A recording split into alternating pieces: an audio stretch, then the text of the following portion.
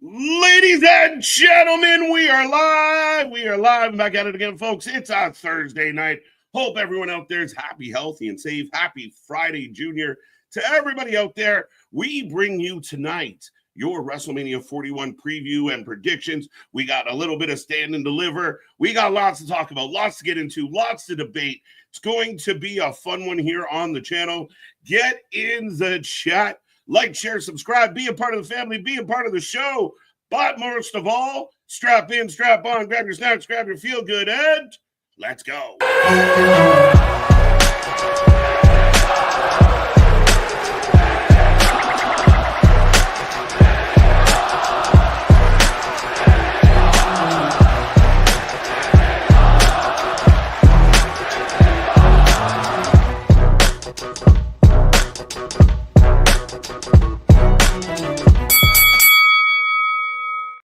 Ding, ding. We are live and back at it again, folks. Like I said, we are the Wrestling for Life Network. This is our preview show. This is our prediction show as we jump into WrestleMania 41. Just over a week away. We got so much coming your way. We will talk about that in a minute. We're also going to cover a little bit stand and deliver, even though that card's working itself out. But me and that pretty face got you for the next little while. I see that chat blowing up already, and it's going to be a fun one here tonight. But make sure you get in that chat. Make sure you click all the buttons, like, share, subscribe. The channel is on fire, and we appreciate all the love. Make sure you get in there. You be a friend. You tell a friend. Join the WFU. Join the Wrestling for Life Network. And make sure your friends, family, pets, cousins, uncles, nephews, aunts, uncles, whatever, all the people, get them all in here. It's going to be a fun one tonight. And we got lots and lots and lots to talk about. But I will remind you, I am Mr. Every Night KJ White, the Iron Man of YouTube. That is Big Nick. Ladies and gentlemen, boys and girls, children of all ages, the Wrestling for Life Network proudly brings to you its YouTube tag stream champions of the world, the Every Night Delight KJ White. I am Big Nick, and I got to ask my guy, I know we've talked about it a bit, on streams, off streams, all of that. Are you excited headed into WrestleMania weekend? I 100% am excited for WrestleMania weekend. I watched the Pat McAfee thing last night. I mean, sold out building, packed house, might have had more people at it than other things going on in the wrestling world. They stacked it up. Drunk Michael Cole's a good time. Jey Uso can't play Plinko. But yeah, I mean, again, good times, good times. But yeah, I'm excited. I know there's been a lot of debate about the build, and I do have some theories on the build.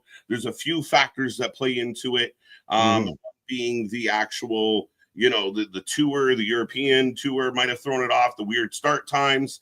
You know, I wonder if some of it, because part of this build has been a kind of around part-timers, John Cena in and out, Logan Paul in and out, Roman Reigns in and out. So we've kind of lacked a little bit of consistency. But I would argue that the card itself has started to round out extremely nice. And I think a lot of us can get behind it and understand it and support it. So I'm pumped, dude. How you feeling? I'm getting there. I'm getting a little bit more excited and everything. The cards rounded itself out, like you said. I think really it was the 2 weeks, the staycation over in Europe a bit and everything, that it's later in the year this year, that they had the weird start times and now you're watching it after the fact and everything, that it kind of slowed the mood a little bit. And they didn't do, I don't want to say they didn't do a ton, but maybe they held back some stuff for the US audience and everything. So it got a little flunky, a little kunky, a little junky there. Yeah, I mean, again, I think that's part of it. I mean, also we do live in a time, and that internet fan base can be a little bit demanding, a little bit spoiled, yes, and kind of show you the underbelly of fandom. As it stands right now, 95% of our chat is excited for WrestleMania. There's a small pocket of 5% that said, no, we're not excited. But I think this is going to be epic. I think the one thing is, if you have those low expectations, I think they have an opportunity here to exceed them. I think they have an opportunity to show up and show out. And there are quite a few things that I think if I told people a year ago, this is what we're going to get next year, A, some of it's unbelievable, but B, it's like big names in big moments.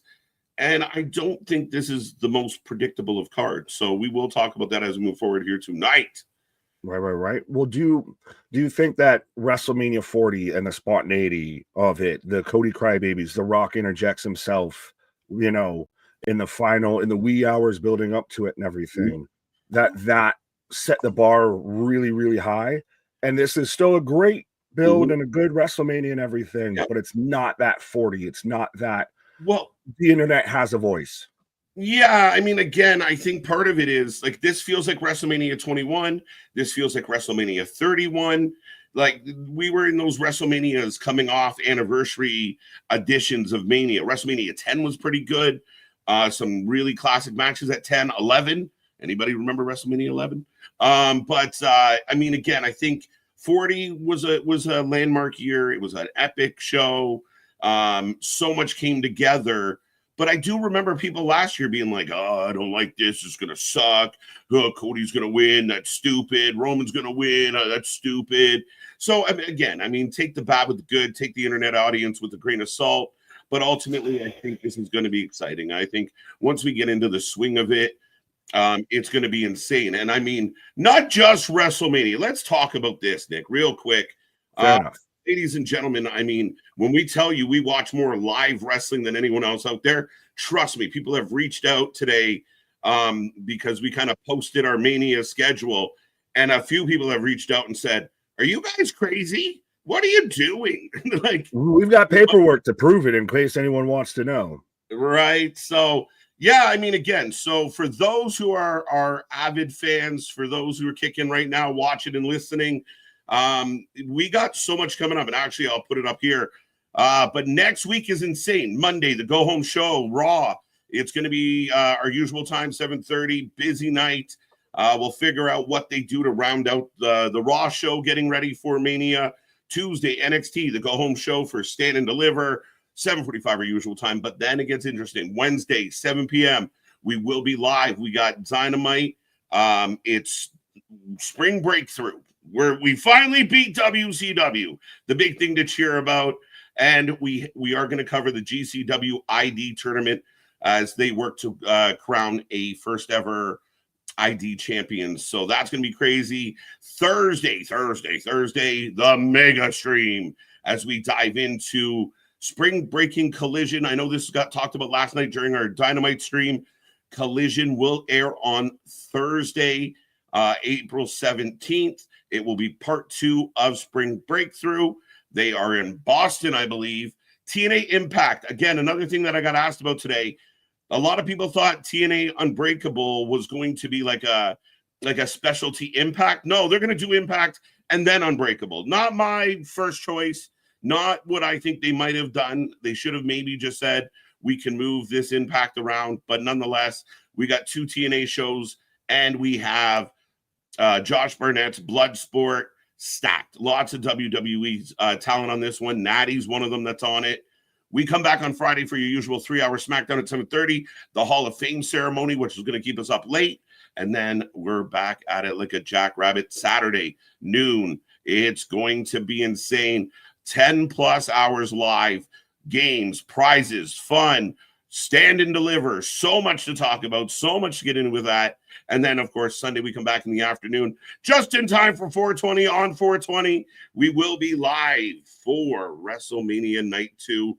That is our week. It is posted on our socials, and most of this is up already on the channel. So if you haven't checked it out yet, please do so. But yeah, nobody does it like we do, and we're looking forward to an insane week to get into all of it, Nick. I felt bad for you having to read all of that off because the list is long. It sounded like Jericho. Move number 1, arm bar. Move number 2, arm drag. Yes, no, 100%, folks. This is why we say and prove it and can back it up. Often imitated, never replicated, never duplicated. No, 100%. I'm with you, my guy. Absolutely, absolutely. Now, with all that being said, we are going to start tonight off. Now, there's not a lot to talk about with this. There's a couple matches still up in the air. But we will talk quickly about, because we won't have a chance to do it later, but we will quickly talk about what they have booked, what we think about it, and where we're going to go with it. But real quick, before we do that, ladies and gentlemen, I see Maggie, I see Money, I see Jessica, I see Kevin, Dennis, Jessica got you again, Dennis again, Hassan, welcome back. See Money in the Hose. MDB, that champ. My God, this prediction title, if you're new here, we take predictions on every single match. Every pay-per-view, we put the title on the line. MDB is our current champion, and my God, next week's going to put you to work. We have to pick what shows we're going to officially do it on, but Mania for sure, obviously. Stand and Deliver will be on the line, so you can win it on Saturday morning and lose it Saturday night, win it Saturday night and lose it on Sunday. So the belt will be on the line across the board, folks. It's going to be out there like the 24/7 title and everything, because that's about how much we're going to be on. And MDB could lose it at the start of the week and win it back at the end there. Right. So let's go. I want to see some new champs. I want to see new faces get in on this prediction title. This is the best case scenario for everyone in the chat to have a chance at ending up being the predictions champion, because we're covering so many pay-per-views and everything. We might almost put it on every day and just everybody gets to win it. Right. There you go. Everybody gets in, like, some people think Mania should be where everybody gets a turn, but nonetheless, Timmy, welcome. Wrestling God, Javon, Patrick, Javon again, Cherokee, George, welcome. Maddie, Marijuana. Let's go. Mega's back with us, Nick. It is a packed house here tonight, and we do appreciate it. We do. But Trey, got you. ABJ's back with us. I don't know if you see any names I missed. I just see the artist, Hassan, Ronan, Bradley, what up, my guy. And Russell Lowes, I think, might be a newer name. Got watching an episode of JCW Lunacy. Shout out JCW. Yes, we're big fans. We've watched a lot of GCW shows. We might squeeze in a little bit of additional GCW stuff. JCW, my guy, Juggalo Championship. Oh, we were talking Jay. I thought you said G. I'm like, all right. No, sorry. I might have slurred a word or two there, but yeah, JCW. Right. Let's go. As everybody seems to now have a show on WrestleMania weekend. It is insane. I think GCW has like 12 in the collective. So it's a busy weekend. Joseph, welcome. Joey Hulkster, I like it. But shall we talk a little Stand and Deliver? I'm excited because Stand and Deliver, like NXT generally gives us insane pay-per-views. I don't think this is going to be any exception. The one thing, we don't even know everybody in this one yet, but the Women's North American title will be on the line. The vacated, as we still trying to make sense of this, Nick? I think now we'll just, with Julia coming back, and we can talk about that part later too, of this whole thing's just gotten all over the place. Of, I don't know if we got to trust the dirt sheets, which I mean, you should never do, but how do we get here? Of like, Stephanie was fine to be a North American title, then she wins both titles. Now she's got to vacate that one. And then now we've got, an open qualifying ladder match for it. Yeah, it's a little odd how this played out. I think we saw a little bit of heelishness from Julia this week to kind of stake her claim real quick. Like, I'm tired of having friends, and it was odd. Like, we have no idea. Now, the story I was told was that it's paperwork issues. The paperwork worked itself out faster than they anticipated. Yes. Gotcha. Yeah, I think I might have heard that. Well, because the initial story was that Julia was hurt. She was banged up, so she had to drop the title and everything. So, yeah, it feels like, again, I said it, I think, on Tuesday, it feels like we went around the block just across the street. Yeah, kind of in a way. And I mean, I think it ends up feeling a little premature or a little quick to the trigger as far as, if she was hurt or had a visa issue, you could have waited a couple seconds, right, to see what would happen if it was going to happen this quick. But regardless, I'm taking Sol Ruca in this one. I'm not even positive all the qualifiers, but I want Sol Ruca to win. So, well, you're not bad in that. So the qualifiers, as of right now, according to Wikipedia, is Zarya, Kalani Jordan, Sol Ruca, Izzy Dame, and then 2 more TBDs. But not a bad shout with Sol Ruca. I'm gonna go with her, partner there, Zoltan. Zarya gets her first title. Maybe it could lead to. I actually don't think Sol Ruca is a bad shout, because it could lead to where she wins it. She's very much been one of the top gals on NXT, and it could lead to, I think, coming out of that match, one of them wins it and it leads to a breakup between the two. Yes. That's where I think they go with this, because Kalani Jordan, I don't have a ton of faith in. I just don't enjoy her. And honestly, No. I don't know. She's just randomly like this upset, angry teenager heel. And Izzy Dame, she just joined the Calling. Yeah, maybe because of help from Spears or something like that, but I don't know. Fair enough. I mean, I think Zarya, Sol Ruka right now, the front runners. Kalani's had this belt. She doesn't need it again. And I agree with you. I think there's a story to be had with these two. Oops, hitting buttons I shouldn't be hitting. But yeah, I think there's a story to be had between these two women as far as, like you said, one wins the title, the other one gets a little jealous, and here we are off and running. Sol looks outstanding. She picked up the win the other night, and it's actually, she gets both ladies into the pay-per-view. So I'm all for it. I like it. Ladder match is always fun. NXT ladder match is always a little, ooh, here we go. I hope everyone's okay, because she's going to hit a soul snatcher off that ladder, my guy. Yeah, okay. Which is, has become a lot of people's favorite move to call out. Well, it's innovative as hell, though, too. Well, and again, I think originally when we first saw it, we were like, listen, she's going to have to find a way to make this count, because it looks upsetting. It looks rough. You kind of, it's kind of like that, the coup de grace at times where you kind of waiting for it to happen. She's found a way to kind of make it like an RKO out of nowhere, of like, bang, hit you. So again, yeah, and that's why I think she'll do something like that off the ladder, because it's just a cutter with a somersault into it. So I could see her. She springs off the ropes, catches somebody off the ladder, boom, cutter. Hell of a move, hell of a spot. Absolutely. We also have a fatal 4-way. So Julia has been tagged into this. Jada works her way into it as well. Very interesting matchup. How are you feeling about this one?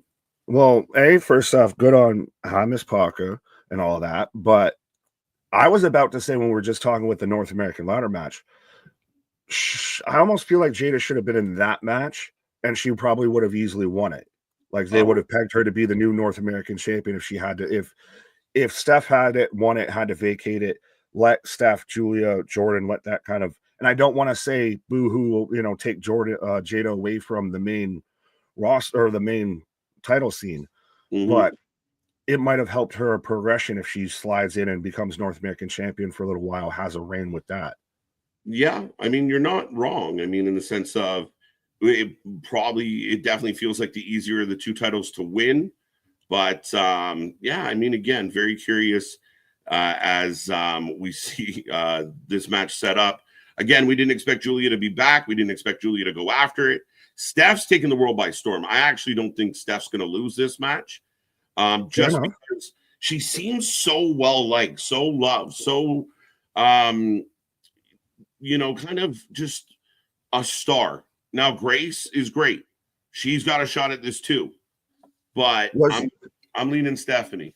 Was Julia, though, not a star too until she lost the title? Yeah, absolutely. I feel like Steph came in and kind of overshadowed Julia, though. Like, I feel like Steph has outdone Julia. I think she's more charismatic. I think the fans have taken to her a little bit better. I just, even like when you see her in interviews, like she put out that the Booker T, because she was on Booker T's podcast, and right, it just seems so fun loving. Does Jada have a chance in this? Yeah, I think there's always a chance if they want to surprise us. And she's been a star. She's been a stud. She's climbed up those ranks quick. She's passed the likes of Kalani Jordan and like a Nikita Lyons and some of the other names we've seen for a hot minute. Jada's come in and just ran past them all.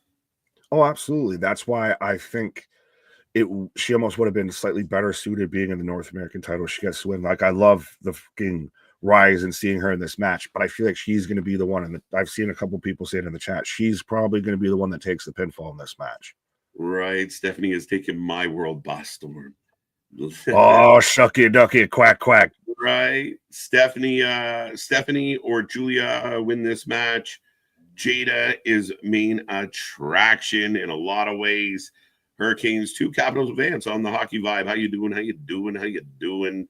Jada could be the winner of all 3 women get called up. That's another part of this. And I know a lot of people were talking about, we had a botch from Grace this week and the fans. I actually jumped on a couple fans of like, you're allowed to criticize, you're allowed to critique, but you got to look at it like a blooper, like an error. Like we have dropped balls in all sports. Like, I mean, again, nobody goes out and plays a perfect game every game. So the idea that, yeah, she made a mistake. If she did it every single match, it's a concern. But my God, I mean, from your couch, you're very critical. Yeah, again, armchair quarterbacks, take it easy. Because I mean, I'm more just glad she was okay. And she didn't, come up far too short and could have ended really badly, especially heading into Stand and Deliver. We're not too far away from it. No. But yeah, it's everybody that's out there. Like you've never watched, somebody that's a wide receiver in the NFL that like stumbles when they're jumping off the line or anything like that. They slide a little bit too much because of turf or something, or somebody gets crossed over in basketball. That shit happens all the time. They're literally actively athletes. So they're not going to be literally in the video game shit all the time. Even the video game glitches. God damn it. Right. Let's be fair. So, Nick, you're taking who in this? Jordan Grace. You are going Jordy, eh? I thought Jordan Grace was winning this title all the way when Julia had it, and we thought it was going to be Julia versus Jordan Grace at that point. Stephanie having it, I think, yada. I love Steph. I love every woman in this match. I think they've all great in their own ways. I think this is very much your main title picture for quite a while in NXT. But I thought it was going to be Jordan Grace this whole time. And I think this is their way of, they finally need to stick with the plan that they've had all this time with moving the belt from Julia to Stephanie. Doesn't feel like it was in the books initially. No.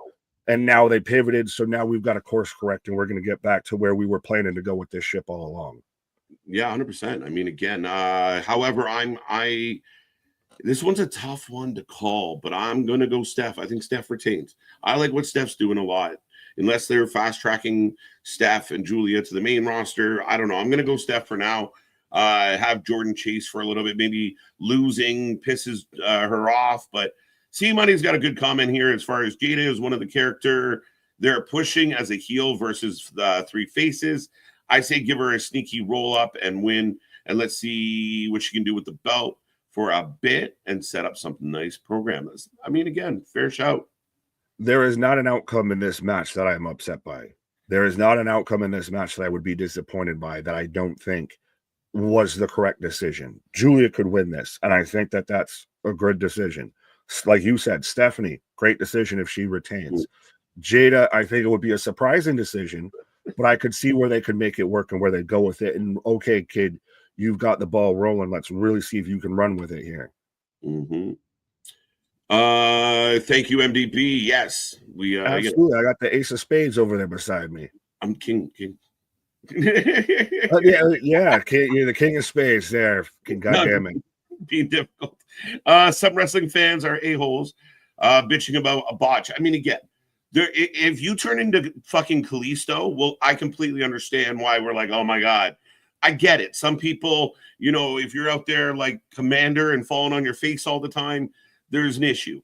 But mistakes are going to happen. I mean, we see it at times, and yeah, we call it out like we would like a blooper. If a guy fumbles a ball or overthrows the catcher, we laugh about it. We're like, oh, an idiot, can't believe that. But not this idea of like, quit your job, you suck. Like, it gets there, but let's be fair. Yeah, the wrestle much, blah, blah, blah, all of that nonsense, and these people fucking fumble a bag of Cheetos.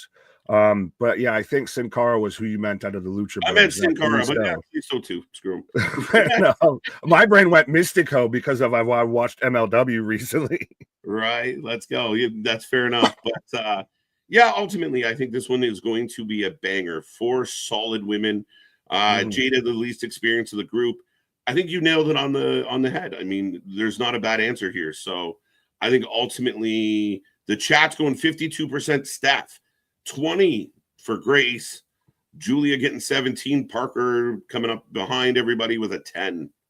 Fair enough. Well, that's interesting. Yeah, because you got to split it 4 ways. But yeah, so Steph getting, a heavy amount of the votes there. I mean, Surprising to expect the champ to retain in a fatal 4-way. Again, yeah, the odds are not in her favor. We're not going to break into the Steiner math here, but you got a 33 and a third % chance at sacrifice. Right. Well, that's I think, speaking of 33 and a thirds, triple threat, again, multi-person match, but Oba defending his title against Trick and Javon should be fun.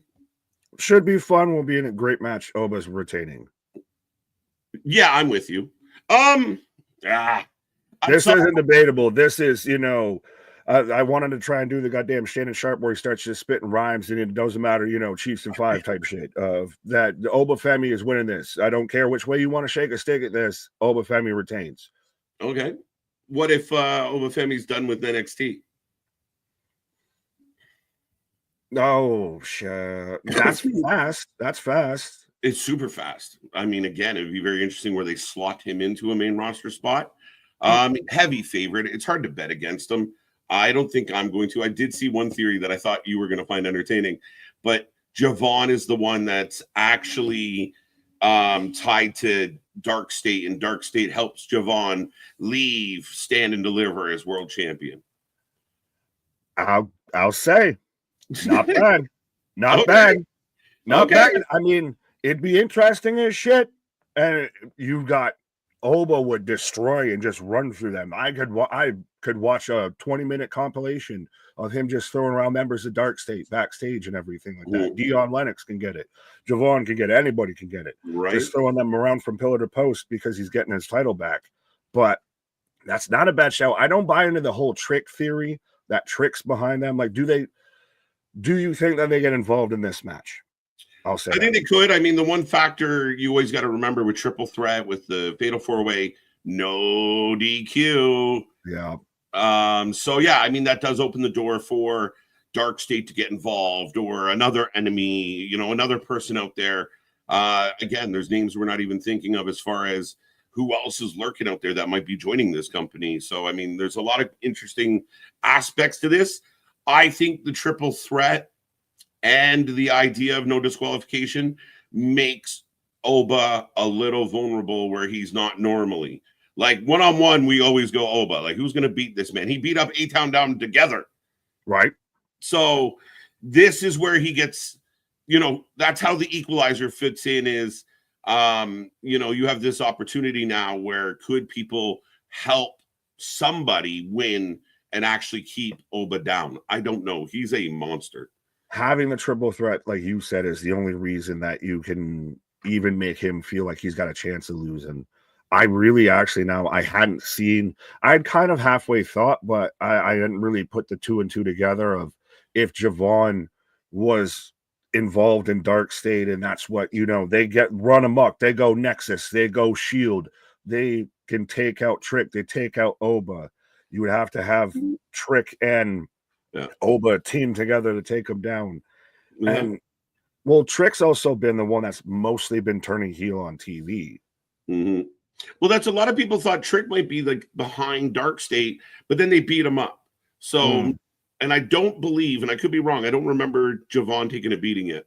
They just faced him last week. This week. Well, in the match, right? So, Javon ate the pin. I don't know. Maybe that's part of this. I don't. Again, you shouldn't have told me that because I hate that whole stupid angle and everything like that.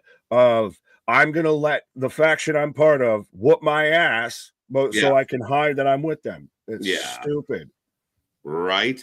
I mean, imagine the visual of like Javon Evans standing in the middle of the ring, and on each side of him, there's the other members of Dark State, and he's holding up the world title. It would blow people's socks off, but it will take an army to take out Oba. Exactly, goddamn kaiju man, man's Godzilla. If he goes up to the main roster, you mentioned it. Give me Oba Femi versus Jacob Fatu, and I'll just shut up the whole time. I won't say a word. I'll watch it on mute. Even Oba going after Braun, trying to get that IC title, assuming, but we'll get there. There's some big beefy boys that can really throw down. Yeah. Sean, what's up? Wrestling for Life Nation, hashtag WFU. Don't want to miss that. Just want to say I'm okay with multiple people matches for NXT. S&D. Those matches also hit on a big show, especially in the North American ladder match. Again, I know we kind of gripe about, and it is the Triple Mania era and a Multi-match mania. Multi-match mania. The job now is you show up, show out, and you make us forget that we complained about the idea. Well, there's sometimes where it works, and there's sometimes where it feels like you're putting people in there just so they can be in there. Right. That's so far, we haven't named a match that someone's put in there just so they can be in there. True. I will say, yeah, they've done well. Oba 57%. Javon 21 tied with Trick at 21. So that's an interesting dynamic, my friend. Well, it just shows that those two men have to combine together. They have to both be there to try and even potentially take down Oba. That's not a bad argument. Fair enough. Now, real quick. So we're both on Oba on this one? Yes, 100%. Do I take Javon just to have fun? I mean, you kind of... I hadn't heard that full theory, and you just kind of almost halfway sold me on it. Out of the three, I think Trick's the least likely because he's been there. And I don't know if I want another Trick run. No, his first run wasn't good. Let's be honest about that. It wasn't good. And since then, he's always seemed almost better without the belt. And now him turning, and even Javon pointing out, you're just Carmelo Hayes now. Like, him going back to almost the old Trick kind of works a bit better. Like, I kind of like that. But he's now got the credibility of, I'm a former champion. Right. I think Stax is behind Dark State. I don't know about that. I mean, they do have a parking lot brawl on Tuesday on the Go Home show. But real quick, Nick. So yeah, I'll go Javon just for fun, just to be difficult. So you're going Oba. I'll go with Javon. Now there are a couple matches that you mentioned to me pre-show that we've yet to figure out. Fraxium's going to take on the winner of a gauntlet match. Yes, I assume that it's for the NXT tag titles. I assume that it's pretty much just the tag team division. Yeah, I haven't pulled up the full. I haven't pulled up the full graphic as to who's in it or announced or whatever, because I think that's going to be on the Go Home NXT this week. But yeah, I think outside of if it's Hank and Tank that they face, Axiom and Fraxium and Fraser and all of that, they win. Okay. Yeah, no, I mean, the only thing that I hesitate with Fraxium is at some point they're pulling an EO Sky right now, bro. They've beat everybody. Like, all right, can we leave now? Like, what more? Well, that's why the only person I would say was Hank and Tank, because I just want my boys to win the titles, and that would be a nice little feel good go home moment there. If they can send Fraxium on their merry way to the main roster, because they are really like the log jam of that division, because they're arguably the best tag team in wrestling right now. Yeah, fair enough. Fraxium getting a last minute opponent sucks. I don't know how bad it sucks, just because Fraxium's kind of been like that their whole run. Like, we're gonna fight the Good Brothers. We're like, oh, Good Brothers, no, lose. We're gonna fight the Hardys. They came in. Like, no, they haven't had a lot of angles really kind of play out. They just show up and have a banger. They're a funny bunch. Well, and then they've been the utility guys. They've been out there, in Spain when they're out there when, Puss in Boots Axiom gets to come out and take on Gunther. And then Nathan Frazier pops up here. He's the first guy for Ray Fenix and everything. They're already slowly working in Axiom and Nathan Frazier into the main roster.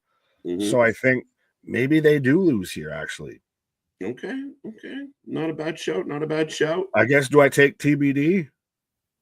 I want to claim Hank and Tank, because I just want them so much to win. I love me some Hank and some Tank. I want them to be tag champs. They took the L this week, so we'll see if they can bounce back. I think these guys are super marketable, so we'll see.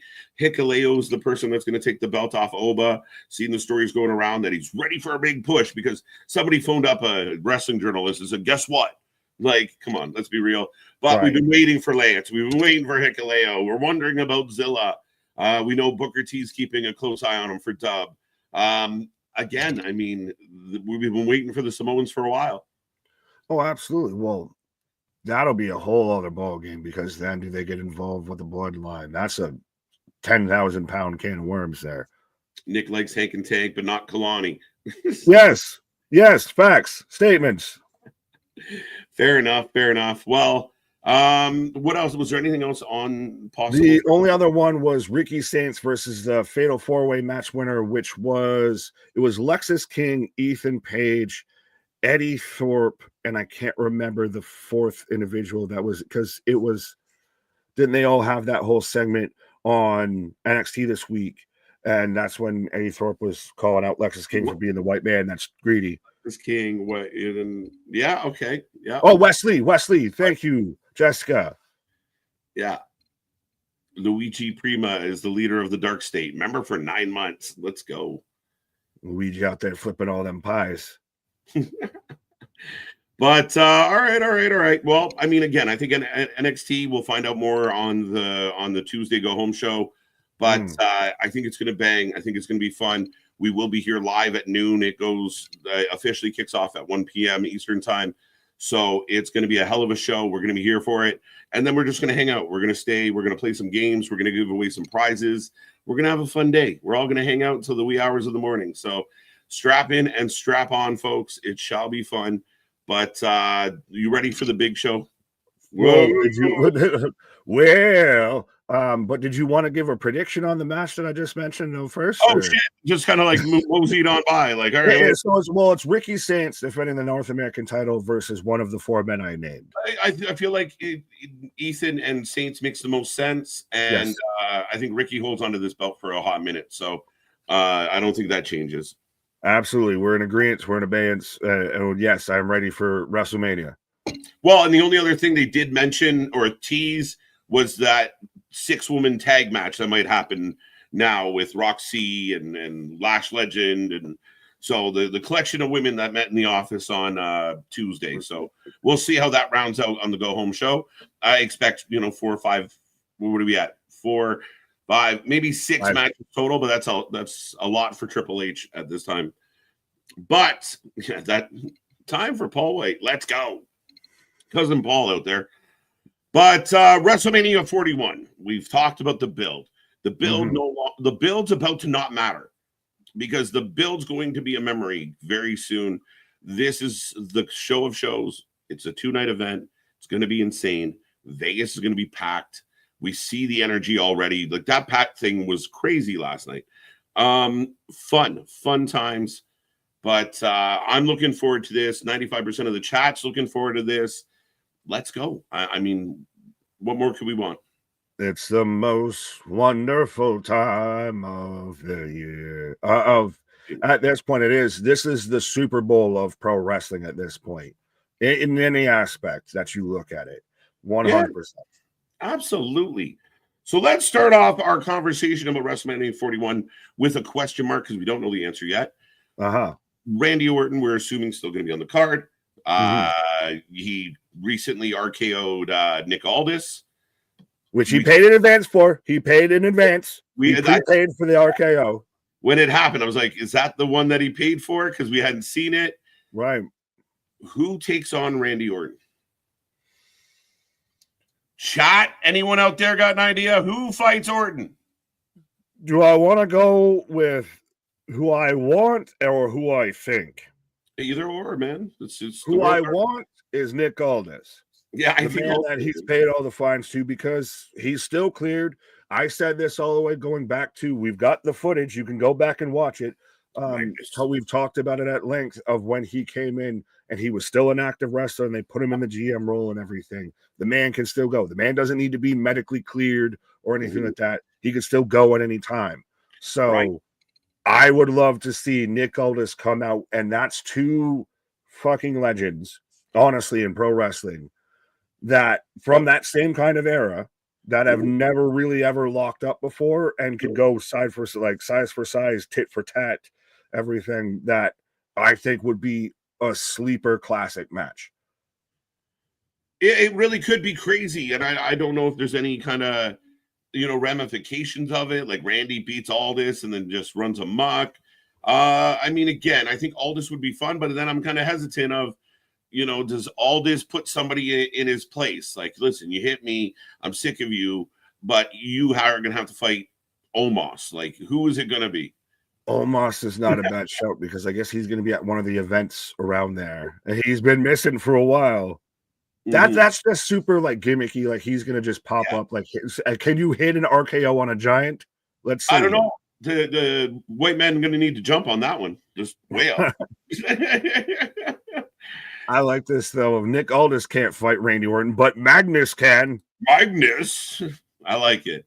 That's what he does. He comes up on the screen and he's like, "I'm not going to fight you tonight. This guy is." And Magnus walks on screen. He goes full Mick Foley. Right. Mick Foley can't beat you, but I know a guy who can. Right. Bang bang. The two faces of all this. Exactly. Who are some other viable challengers here? Rusev Machka, Rusev Petra. That was my pick. Somebody else threw a name out there that, I mean, they're saving Aleister Black for after, we do think he's coming around the 20th. 425. 24-25.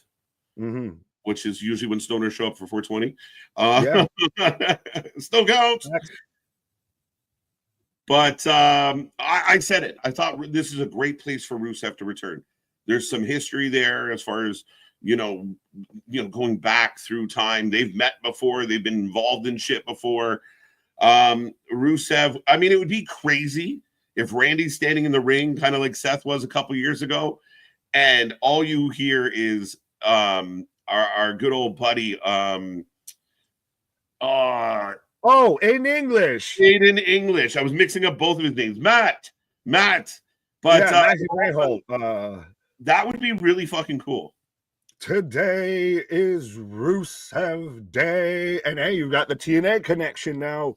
So you could make it happen. You could do it if you wanted to do it. But then you got to bring him in. I'd love if they brought back Rusev Day the whole time. Now, do you bring him back as Rusev or Miro? But I do think he comes back as Rusev, I believe.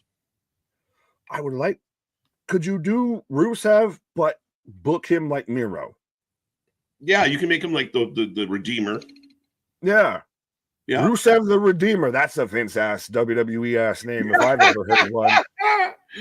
Oh shit. Rusev shouldn't lose his first match back though. Rusev coming back and losing to Randy Orton, it doesn't hurt Rusev at all. Rusev's established, Rusev has history, and it's Randy goddamn Orton. So, and then who's to say he doesn't come out and squash Randy and prove a point? Well, and that's a bigger question is, does Randy lose this match regardless of who TBD is? I don't know, because I think Randy's setting up for St. Louis. Well, that's the thing is, to me, is even if it's Aldis, I don't think Aldis wins the match. No. I never said that. So that's the thing, as I think no matter what, Randy leaves this match winner. If it was KO, different discussion, entirely different discussion. But I think that they are setting up Randy to look strong for Backlash in St. Louis. Yep. So yeah, I think whoever is going up against Randy is about to eat an RKO and go home. But yeah, this one's very interesting. Our T's and P's out to my buddy KO. I saw Ricky Morton giving KO some love today. Again, he did his CVV interview like everyone else does, but this one should be very interesting. Night of waiting to see who's going to take on Randy Orton. Oh, absolutely. I also, on a side note, did really like what KO said in that one interview about getting the people already knowing online before he even gets to come out and announce it. Mm-hmm. Yeah, he's right. He truly is right. I mean, again, KO was losing if he was healthy. Possibly, yeah. Could have been. A harder bet, though. A harder thing to decipher. Exactly. I think we could have had it would have been a 50-50 discussion a bit more than I think, like you nailed it, of they're setting up for Randy at Backlash. Maybe Randy takes on, say, the winner of the main event of night 2 at Backlash. Very much so. And, especially when we'll get there. But, I mean, yeah, very much so. Yeah. Either way, it's juicy, I think. But exactly. Let's get into some actual matches that we know are happening. This one I'm excited for, and I'm curious to see where your brain's at with it. But Naomi. And you're going Naomi out the gate. 100%. I have usurped Anthony, I guess, as the Naomi guy on the channel here. Okay. Or at least me and him are holding hands, skipping through the meadows out here, cheering on Naomi, because I've been saying this, that she was going to be the one that turned heel, and you're still holding out hope that Bianca's still involved, that there's still some higher power, what have yous. But I have loved this whole pivot with Naomi of the whole caution gimmick now and all of that. Jade's been dominant the whole way through that. Naomi's going to get the sneaky heel win. That's the thing, is Jade can look dominant throughout the match. Mm-hmm. It's not about who wins in the match per se. It's who ends 1, 2, 3 at the end of the match. And that's going to be Naomi. Right. Again. Unbeknownst to us, Nick has become We found peace in the Middle East between me and Anthony. Right. There you go. There you go. So, again, some concerns about Naomi. Oh, she returned to the dub. She's not doing much. I know if Jade loses, you're going to get that. Oh, I can't believe Jade went to the WWE. AW fan base will be on high alert. Mm-hmm. And we got to let go of some of that. Like, I mean, again, we have those. I mean, they don't work here anymore. Right. But the wins and losses don't necessarily mean what some people do. It's the story. Some people are strong to get through it. And I think Naomi winning carries the story further. Yep. Jade winning ends the story for me. Oh, yeah, 100%. Jade wins, and you've instantly ended Naomi's essential heel run. Nick plus Anthony equals Naomi. There you go. There's your MDB maths instead of Steiner maths. But the male gaze wins.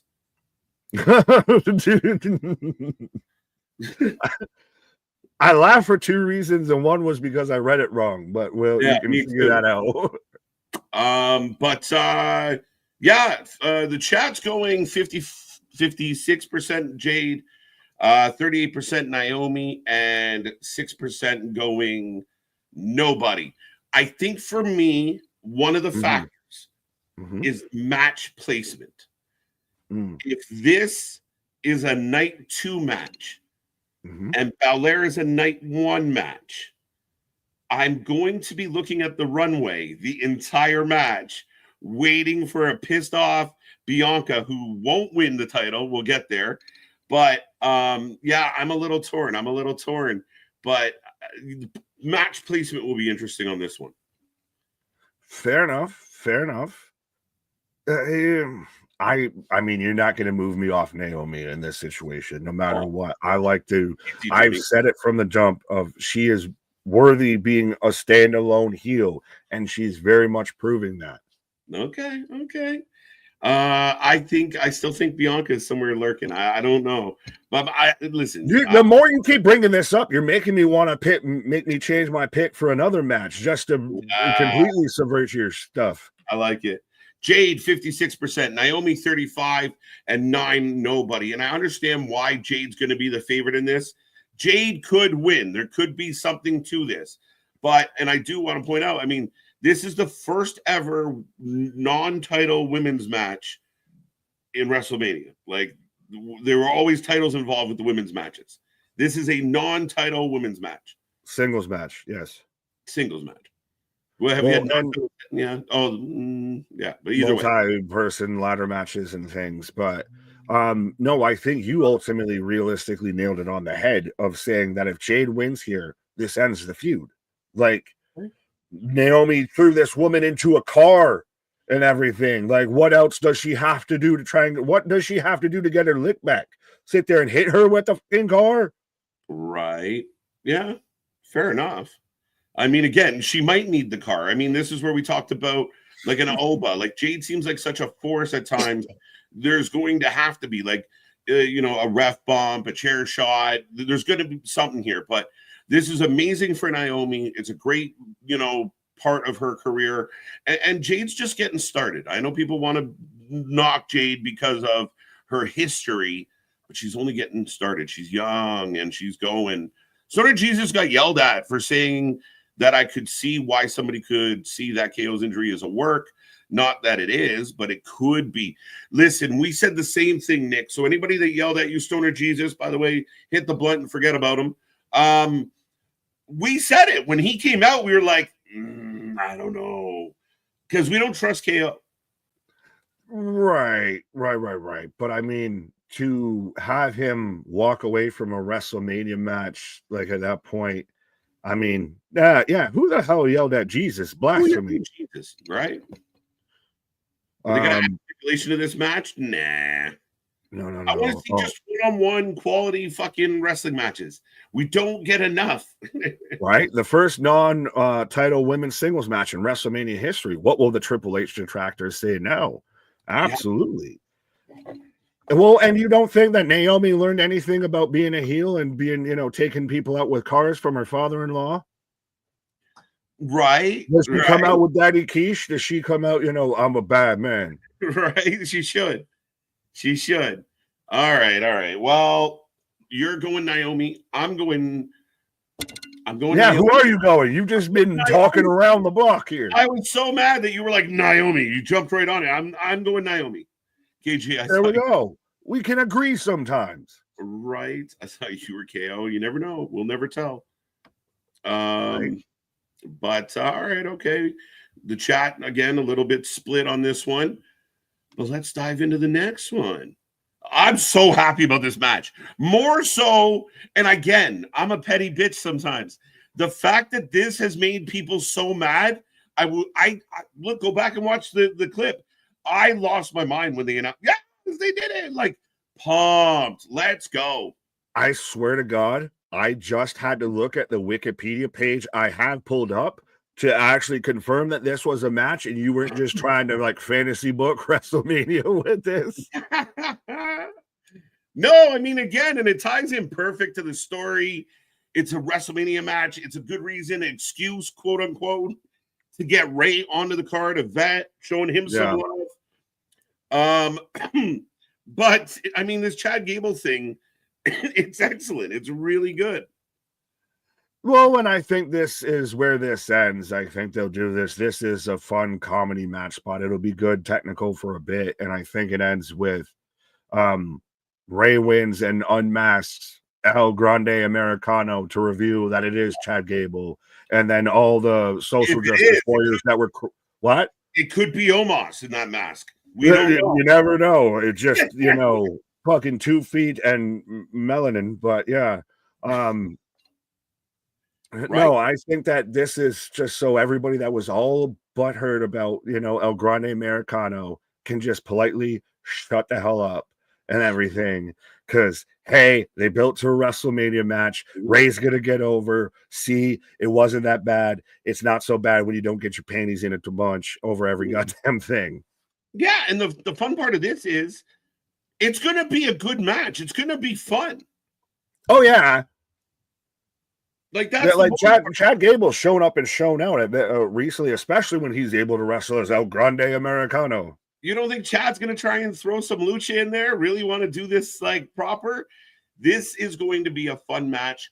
Wrestling has always had room for fun and comedy gimmicks. This is enjoyable. If we weren't so fucking sensitive, this is great. The whole thing's great. The AI package was great.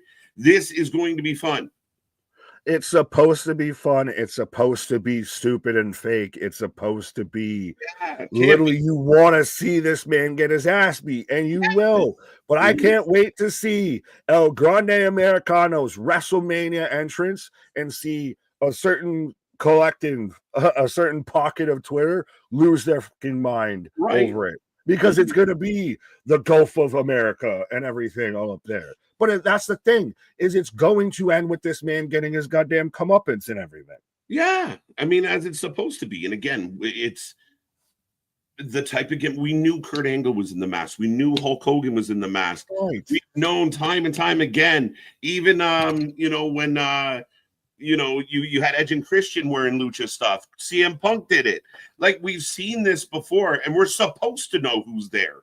But the whole playing dumb and it's not me and the misdirection and the doctor's note, again, we're just, it's so good. It's so good. It's so dumb. It's good. Right. Jesus. See, money. Damn it. Why are you entertaining me? I like this too.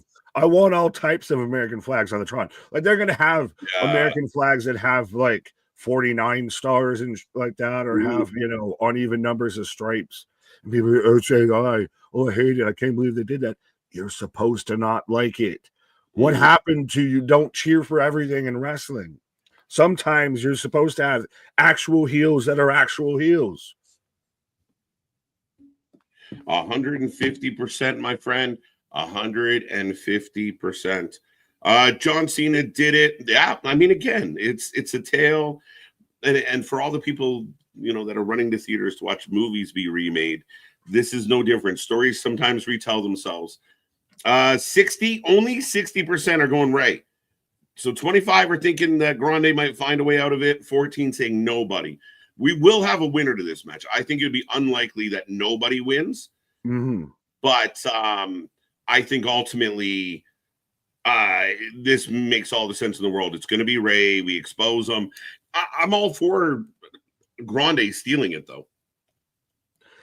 Oh, that might be you'll have, if Twitter people could throw trash in the ring, they would throw trash in the ring. But yeah, I think it is. I mean, how long can you keep the ruse up? Yeah, exactly. And that's the thing, is it was never meant to be like a long running thing. So I think you do this, you end it, you move on. But you're gonna get a great match between Rey Mysterio and Chad Gable, like two guys that, if there wasn't for the El Grande Americano gimmick, you would have some people on Twitter and everything to be like, why isn't Chad Gable on the card? Why isn't American Made on the card? Like, these guys can go. You have Mini Angle, who's literally life imitating his father there of being under the Lucha mask, taking on Rey Mysterio, who's still at the ripe old age of 80 and forced new knees, and is going to be out there to still wrestle out of a WrestleMania match.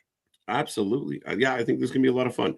I think there's going to be a lot of things, a lot of moments. I think Grande's going to try and take Ray's mask off the way he did to Dragon Lee. Yeah. Ray's going to be trying to take his mask off. I think it's going to be fun. But we both agree Ray's going to win that one. I think we're going to agree on this one too. Shit. But next on the docket, Drew McIntyre, Damian Priest, grudge match, if you will. Drew gets glass in his eye, real glass, and he cried a little bit of a river. But yeah, we got Drew and Damian, a nice mid-card matchup. Yeah, well, I heard that it wasn't the whole real glass, and that's just getting the internet running with it. But well, I mean, Drew was something like he did out there. He did actually have the fucking patch and everything. I feel this match is even fully announced at this point, and then like Drew wins this, and I'm not excited for this match. No, and I feel bad for the year that Drew's had, that we're going into WrestleMania 41. And respectfully, I could give a rat's ass at this match. This is a Backlash match. This is a SmackDown match. Okay. I mean, again, we know the history here. We know he's a former world champion. Maybe it's Priest's fault that we're not that excited about this. I mean, are we blaming Priest? I think it's they had the angle with LA Knight, and I don't think even what they were gonna do at WrestleMania was all of a sudden gonna like literally, spark interest in this goddamn feud. But I think that there became that buzz, and it got interesting between LA Knight and Drew. Of you got a clear-cut babyface and a clear-cut heel. You have them fight at least over the U.S. title. I think that got really interesting. Okay, and this is now felt like where they were going, and we don't care anymore. I mean, I care a little bit. I would agree that I'm not that like, oh my God, I can't wait. But I think it's two big men, both former world champions. I think they're going to really try and show up and show out. Byron's saying it might be a street fight by the time we get there, which is possible because we did see that, and there isn't a ton of steps going on. I could see this being a street fight. Might make it a little more enjoyable that way. Drew's been outstanding. Drew's, kind of hanging around. I think Drew will go after Cody sooner than later as we move through 2025. I like Priest. I don't know, man. It just feels like it's a step down for Drew a little bit. So this Drew Priest match, I think it's going to overachieve from our expectations. But yeah, I'm not exactly like, I'm more excited for Americano and Ray. Sorry. Yeah, it seemed that the discussion was a bit more lively about that match than it was with this and everything. But to me, Drew wins this. I'm not exactly thrilled with where Drew is. Like, I'm not saying Oh, they're burying the guy or anything like that. I mean, he is taking on Damian Priest, who's a former world champion and everything. I'm not saying you were, but yeah. I wish there was something a bit more going on with Drew going into WrestleMania. Yeah, but I mean, that's the thing. When you have a stacked roster, you can't have everybody on your first line. You can't have everybody on the opening, your opening act. Like you got to move things around. This goes back to a time like the Attitude Era where, yeah, guys like The Rock, Mick Foley, Triple H might not have been in the main event. So you had Austin in the main event against somebody, or Jericho was in the main event at one point. You have to do something with Drew's got to be close. He's got to be peripheral close. But what do you do with Drew? You can't have everybody fight Cody. So that's where we get into all these triple threats and multi-man matches. So I don't have a problem with where Drew is because Drew's staying relevant. Drew's carrying this storyline as far as I'm concerned. But, I'm hard-pressed to bet against him. But that's the thing is I don't know what the storyline really is outside of they just don't like each other, which I mean, I get I get very much because trust me, I remember watching WrestleManias to where it's, The Rock versus Triple H in a ladder match for the IC belt and shit like that and everything. Mm-hmm. I get it. Yeah. I know we're going to talk about this match later on, but I don't know if I would have maybe done LA Knight versus Drew when you put Jacob versus maybe Damian or anything like that. How do you do? Yeah, I mean, again, I think then Damian gets steamrolled by Jacob, and he's getting steamrolled either way. I don't think so. I think this is going to be a battle. I think this is like he's not just going to come out and get smashed. Fair, I'll give you that. Drew's going to be in a battle with this one. I think Drew wins because Drew's the bigger name. Drew's got brighter things to move towards. I don't know what happens to Damian post Mania, but ultimately my money is on Drew, and yeah. How they fix this and how they sell this to us and everything, get people invested, is go back to last year's WrestleMania and everything to where Damian screwed Drew and all of that and tie it in and make it like I've always hated you, all that you screwed me in the biggest moment of my career, this, that, and the third. Yeah, and that's what we have done, right? I don't know if I've seen a ton of that. I've seen mostly more of like this was they don't like each other. There's history. You screwed me at WrestleMania. Ha ha ha. Like that's what all this is about. It's just generally a grudge match.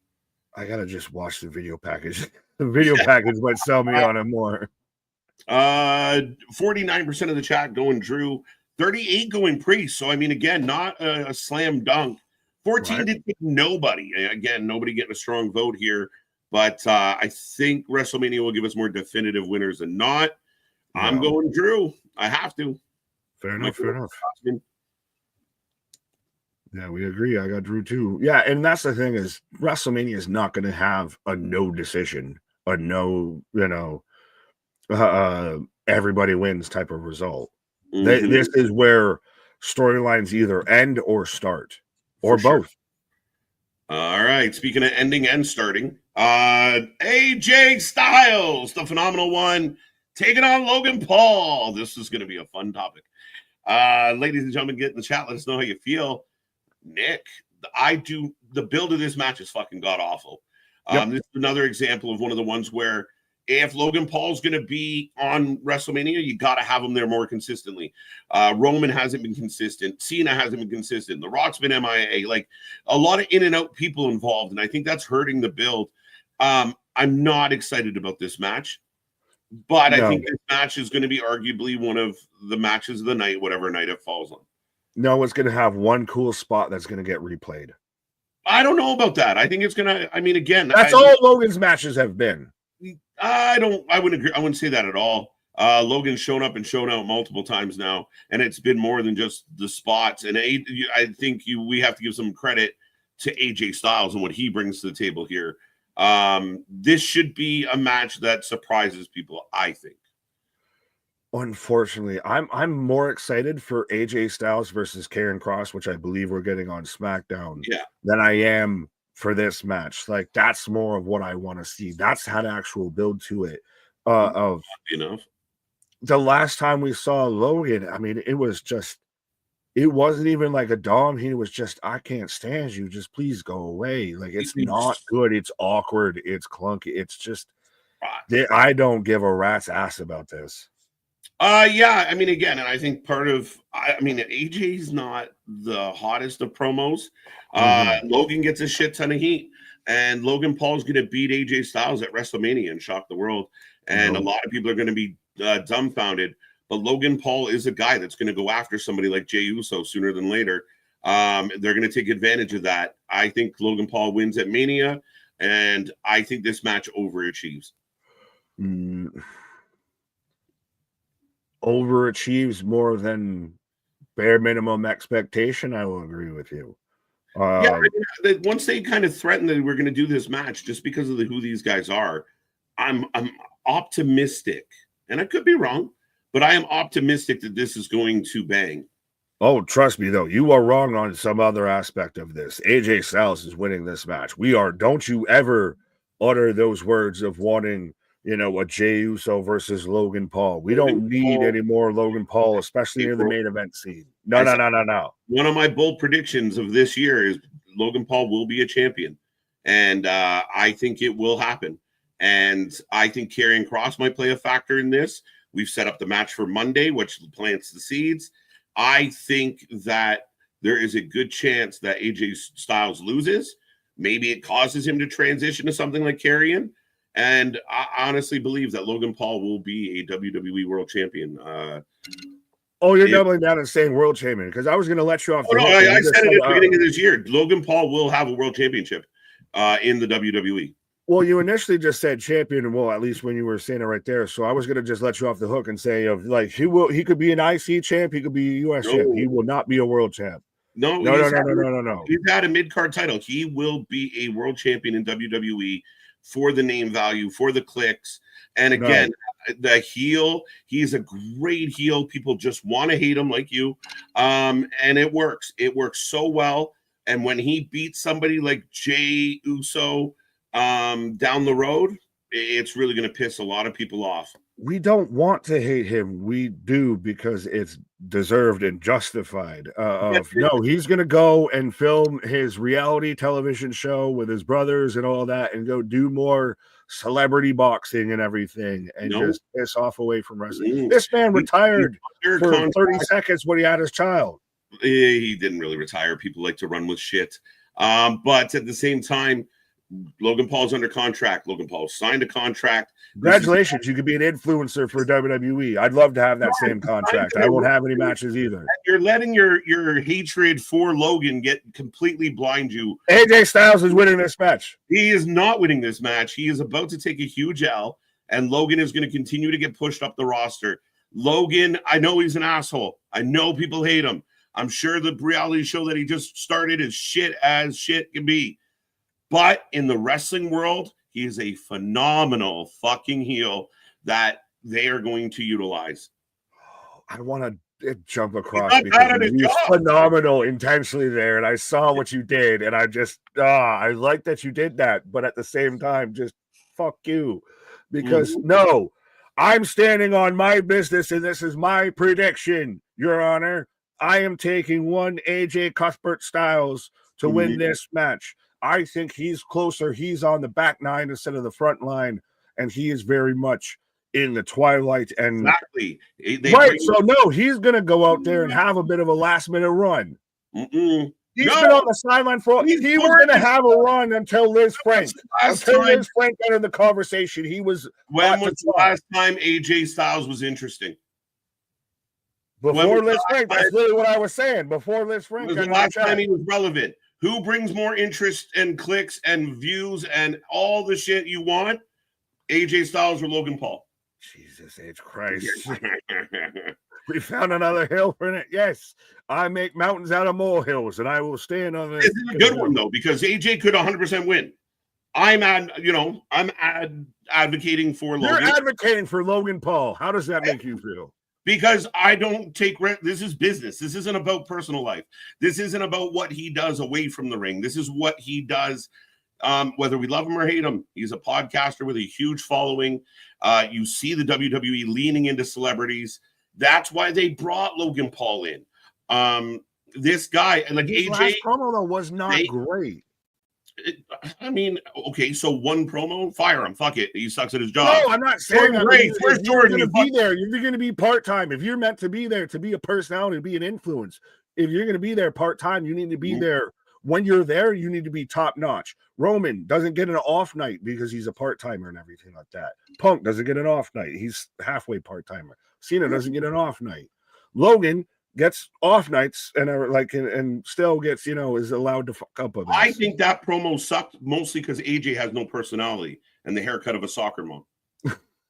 No, but then Karrion Kross has the same haircut. There you go. They can be the seen the theory that Karrion Kross has the hairstyle of who he's trying to convert. Right, but the chat is with you. 63% going to AJ, Logan getting 30, and nobody getting 7. So there you go. I mean, again, I could be completely wrong, but I think they're using a guy like AJ, and I mean, Karrion Kross is going to play a part in this, I believe. Kross is a great talker, but his matches aren't great. That's fair, but I don't remember the last Karrion Kross match we had. That's part of my problem. Right. Well, Christ, I was going to say the last one I really remember was the one with the Wyatt Six, and the Wyatt Six have been MIA as well. Yeah, but that's my only question is AJ has not been relevant or exciting in a long time. He's been out injured. Even when he came back from injury, he didn't do shit. Before his how long ago did he come back? 6-7 months ago? Been boring as fuck. I like this though, King of the Hill, Nick. How you respect to the real King of the Hill. Shout out Cypress Hill. But I mean, again, that's that match. We got. I'm going well, and like I said, it was until Liz Frank entered the chat. AJ Styles was on top of the charts there. Where Backlash France, AJ Styles wasn't over. No, you were critical of it. You didn't like that. You thought it was shit. No, so I knew he was going to lose. Why? Because the French sang his song? Well, you got to tell your American. No, I knew he was going to lose because he faced Cody Rhodes. Yeah, he was out there challenging for world titles. Now he's challenging social media influencers. Now he's trying prime drinkers. Yeah, I think Karrion Kross and AJ is the future for this.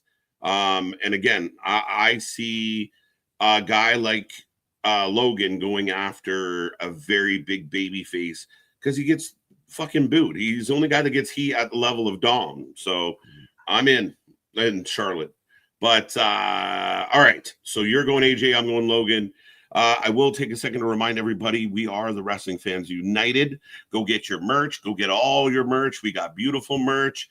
We even have the Jericho Hogan merch. We got all actually both wearing our own merch at the same time. There you go. Nick rocking the F Meltzer t-shirt, supporting a good cause. So go help that out. But yes, be a part of the WFU. I've had some really good conversations with people over the last couple of days. We're really trying to push this thing of, and again, people even on our channel, I've deleted comments and kind of thrown it out to people of, you can give me your point or like respond to somebody that's commented on our content. But you don't have to add, you're an idiot or go screw yourself or what a moron to your comments. You can say the counter without being an asshole. So we are the WFU. If we can do it for at times 2, 3, 6, we're going to prove it at this time of 10 hours, 12 hours on stream and everything like that, where I don't think any of us have ever called each other an idiot or, oh my God, this, that, and the third on your family or anything like that, because of what you've thought. Then y'all that can sit there with the thumbs, you can figure it out. If we got to do this live and can do it, you can do it when you got time to click. Right. Jacob Fatu for the win. Let's go. Yep. So we are moving on to the next matchup, folks. LA Knight, Jacob Fatu, one-on-one. Battle is going to be insane. And this might not be as clear-cut as some people think. I feel like I know where you're going to go. Can I predict your guess? Can you predict my prediction? Yeah, that you're going to take LA Knight because Solo and maybe perhaps Tama interfere, at least cause it, screw it up for Jacob. Yeah, I think Jacob's going to get fucked here. It's the only way to stop him. I think again, it works really well if he wins it and then they go after him. I like the idea. I want him to win. 100% want him to win. I'm gonna pick him to win, but my God, and I mean, LA Knight's had the belt a couple times now. The only thing that makes me hesitate is the Bloodline 2.0. Yeah, Fatu gets the win and then can just rub it in Solo's face. You can get that storyline out of it. I'm surprised. I thought we were gonna get Solo Jacob here in this spot. Yeah. The big question to me is, what do you do with LA Knight? Because when he lost the title before, they didn't exactly know what to do with him, so he had to win it back. Right. I don't know if he slides in the main event scene. So the only way he can go to the main event scene is a heel turn. And he's not as hot as he used to be. So we're talking. We'll get there, I guess, when it comes to that prediction, because I think he can stay babyface, depending on the outcome of the main event, especially because this is the SmackDown title. So can stay babyface and could actually be a throwaway challenger at one point. Be a guy who gets a shot. Right. Wrestling God. See, this is where we talked about. All you had to do was take one word out of that sentence. We have fans in the chat that believe AJ Styles is going to win. However, I don't believe it. You don't believe it. But I don't think they're delusional, because we could be sitting here on the 19th, 20th, and AJ Styles is being awarded the W. I don't think it's any stretch of the delusion at all. But I don't think it's a bad thing. Oh, trust me, though, that delusional is not as bad as some of the stuff you see online. So trust me, that's tame still as well. 100%. That's fine. Like, people just tell me mean shit constantly, and I just laugh. It's just what does my family have to do with my opinion on a wrestler? Well, I mean, again, for me, it's the minute I won the argument is when it gets to that level. When it gets silly, I'm like, thank you, goodbye, checkmate. This is why I just play Ninja Diffuse and just Tai Chi of, like, compliment before they can even insult. Right. I agree. I like this from MDB. LA Knight as a babyface just doesn't work.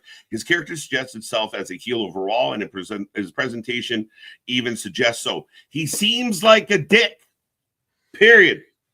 I don't know, because I mean, he's been over as a babyface before. Of realistically, when he was at his hottest, he was a babyface. Yeah. When everyone was out there, when he's snapping into a Slim Jim, it's because he was a babyface. Everyone was rocking with LA Knight. Yeah. I think that they crashed the boat, they wrecked the car, and they're still trying to act like that's still fine because they don't want to make insurance payments on it. So we're still just hoping we can pass it by. Yeah. They've lost the rudder with this a little bit. I think that he's kind of come through, and then to maintain his overness is a harder battle. I think if he was to lose the belt and then turn hard into being a heel, he could go anywhere. He could go after a Cody. He could go after anybody and really work. He is a really good heel because he's so arrogant. But there's a lot of heels right now. Like, what baby faces does he work with? Well, if he's going into the title picture, as it stands right now, we have at least one babyface champion, but I don't see him beating those guys either. So he's in a tough spot, especially as an older statesman. Well, we've got the draft coming up afterwards. Maybe he gets drafted to Monday Night Raw, and that might help him. It might help him. 69% of the chat taking Jacob, 24% taking LA, 7% taking nobody. So you got LA. I got Fatu. I'm gonna go Fatu. I want to see. Oh, Fatu. Jesus! I thought I predicted your shot. Oh, pardon? Yeah, it was. Yeah, sorry. Shush, don't rewind that. Kenny Omega? What happened there? No, we can't. We don't got time to talk about that. It's a Friday thing. But I'm gonna go Jacob because I want Jacob to win. I think I think finding a shitty way for LA to keep this belt doesn't help Jacob. If Jacob can show up, show out, and decimate a guy that's been a babyface for a couple of years and leave with a title, and then have them fight over that title instead of preventing him from getting that title. Samoans over strong at WrestleMania. It's a Samoan heavy mania as always. Absolutely. We'll get to that. That's interesting. We will talk about it. We will talk. But the next match, I'm just loading up. This one's going to be an interesting conversation. Fatal 4-way for the IC title. My God, one of the best spears I've ever seen on Carlito. Points to Carlito, man. The guy's a pro. I love that man putting out a tweet already announcing his funeral and everything after that spear, because you know how fast you have to be moving to be tilting while you're going lateral at somebody and everything. Like 11 out of 10 spear instantly. I think this man has to win it. Sneaky match that I think will surprise a lot of people and be really just a fun, enjoyable match. Not maybe exactly the match that you remember the most of the night or anything, but it'll be a nice palate cleanser, a nice little middle of the show match. I'm actually really struggling with this one. I really don't know where I want to go with it. Penta came back. He's hot. He's on fire. People like him. They want him to win. Finn has been due a come up for a long time. Then there's this sneaky little slippery mess of a man with a mullet and a mustache. But Braun Breaker's also a good champion. So this is a tough show, bro. Well, that's the thing, is you can make a case of Finn's needed it for a bit, and he's all about to be excommunicated out of Judgment Day. Right? Dom, the sneaky chicken shit heel that wins it, and now he's got these 3 killers chasing him down. It sounds like a Ryan Reynolds, Samuel L. Jackson movie. I believe that was the Bounty Killers, like the Bounty Killer, the Bodyguard. Bounty Killer's Bodyguard or something like that. Right? But Booyah. When's the last time you heard that movie reference, folks? Trust me, I don't even think they reference it. They made a sequel to that shit? No one knows that. Why'd you have to mention that? No one knows that. What is up, Selma? Is this the breakup of the? Yes. So it's funny because I saw a meme going around of like, this is the Judgment Day breaks up match. Penta. I mean, could Penta be the IC title holder? Perhaps. I mean, does it seem unlikely? We thought, like, honestly, I thought that initially when they were teasing, hinted, announced that we were going to get Braun versus Penta, I was like, that's the Mania match. That's the Mania match, not a Raw match. Yeah, fair enough. And again, I think about if Braun gives up this belt, can he then turn and work his way up into another picture? That's an interesting one. This is a neat comment. I know we've already talked about it, but Sheamus wants in. We haven't talked about Sheamus at all in a hot minute. I'd be bummed out if it was Sheamus, though. He could have been in this match, though. He could have. Rumors are Judgment Day split up. Well, I mean, again, it's not so much a rumor, guys. It's sometimes there's foreshadowing, right? We see the story should lead you somewhere. And now there's twists and turns, but there should be an indication. This one's so hard to call. What is the chat saying on this one? What are you saying on this one? Dom is winning the vote. Just for that reason, then, Braun Breaker, 11 out of 10 spear. Finn 15. I mean, I could make the case. I very much could see the case of, and I think we talked about it either on Monday or on Tuesday, about Dom being, the sneaky guy that, literally gets, a surprise roll up what out here of, the mullet retains or the mullet overcomes. And now he's got Finn, Penta, and Braun all chasing him down, and he's just got his trusty girl Liv and Carlito by his side. Right. 36% of the chat taking Dom, 14 taking Finn, 25 taking Braun, and 25 taking Penta. So here's my thing. I think Finn and Dom wash each other out, and it comes down to Braun and Penta. But I think Braun retains. I'm going to pick Braun Breaker. I want Penta to win, but I'm going to take Braun Breaker. I think he's been outstanding. And now I guess I just have to suddenly pick Dom or something like that to disagree with you at this point. If I feel like we've agreed a little too much. Braun too? I took Braun too. Oh, okay. I'll take Penta. Actually, fuck it. I'll take Dom. Fair enough. This man's picking everybody. He's picked everyone. I don't know. This one might be the hardest one of the announced matches for me. But that's why, like I said, I think this will be a nice little fun match. You said that you were, hard to choose on this, but I think that's what makes this that fun little match of it won't be the most memorable thing that happens from WrestleMania weekend, but it will be a nice little fun memory. It'll be a nice match that you can go back and watch and enjoy. Yeah, I think Finn might go for the win. Dom screws Finn. I'm gonna go Penta. You go Braun, I'll go Penta. Well, I'm good. Penta has been on a meteoric rise. I love what Penta's doing in the WWE. Well, now when he's got his brother there too. Well, that's part of my hesitation of like, does he win the IC belt? Then does that, like, I mean, in my head, a lot of us surmise that Penta's going to get drafted to, or they're going to get drafted to the same show and reunite in the Lucha Bros. But if he's IC champion, does that work? No Lucha Bro. Yeah, so maybe I hate this match. I kind of Braun is my first pick. Dom is my second pick.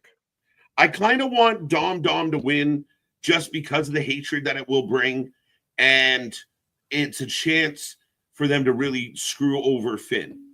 I think that's what I ultimately think could happen. So now that I've talked it out loud, I'm going back to Dom. Whoa, so now you've got Dom, Logan Paul. So I guess your heels over strong here.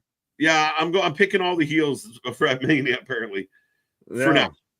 But well, that is that. Now we are going to get into some of the hardware, Nick. We're going to get into some of the title matches. And again, a lot to talk about. I believe there's one non-title match in this mix, but we are getting into the fun stuff. And I mean, I've been looking forward to talking about this match. So next up on the docket, I know we already talked about the IC one, but now we're getting to the world title. Tiffany and Charlotte Flair. And I need to go halfway, walk off for a smoke break and let you just have a minute come back type of thing with this one. But yeah, this one's so twisted. I'm going to say this as a staunch Tiffany supporter. I have not enjoyed Tiffany Stratton's title reign, and I have certainly not enjoyed the build to this match. I am very worried that this match is going to be a cluster of fucks. No, I'm not. I think this has the potential to go all sorts of sideways, like Nia and Charlotte. This might get shooty shoot. I hope so. Like worky work, just all over roughshod. This has been rougher than a badger's ass of a build for a fucking match. Right, shenanigans in this one. Yeah, I mean, there's a lot of possibilities with this one. I mean, the minute Tiffany, kind of got the money in the bank, and we knew Charlotte was on the verge. We called it, and we wanted. Yeah, I don't know if "wanted" is the right word, but we kind of knew the Queen versus the Princess. My assumption was that the Queen was going to put over the Princess. That's kind of what the veteran does, but I don't know if Charlotte's quite ready to pass a torch. She might let her. No, this is the red. For anyone who's watched Game of Thrones, this is like the red wedding type of shit. Of literally brought you into falsehood of like, you thought I might be helping you. No, stab, everybody go down. Oh yeah. The build sucks. It really does. Like, the build has not been good. And again, I blame Charlotte. I think Charlotte fucked up the whole segment. I think Tiffany actually outshone her. Which segment? The last one. What about the first one? When they were in Brussels, they had a really good fight, and then Tiffany jumped off the screen. That was fun. They didn't fuck up anything there. Yeah, but then you had the other segment to where they were doing we're not backstage, but we're backstage, cross interview and everything like that. And Charlotte, respectfully, again, everybody knows, love me some Tiffany. Charlotte ate her alive. I think kind of really took control of that situation. Mm-hmm. And Tiffany's still Tiffany. She's still been fast-tracked through NXT and everything. Mm-hmm. The segment on SmackDown, the only thing that I like out of it is it has people talking about the match. That's it. The match has been talked about a lot. I've said, and I think I kind of felt this way for a while, like, again, because of their attitudes and the way they're presented, it is literally a clone of each other almost. And it's so funny because they're both annoying. I think Tiffany plays well as a heel. I think Charlotte is way better as a heel than a babyface. She's kind of in this weird, kind of acting like a tweener. Just be a bitch. Just be a heel. She's a babyface in her mind, and she's a heel in the story. Yeah, a little bit. Like it's like she's trying to hold on to the spotlight. But I think this match, when we get down to the nitty gritty, and this won't be the first time Charlotte's got in the ring with somebody she hates. It seems to happen a lot. It seems to happen a lot. That's why I'm worried.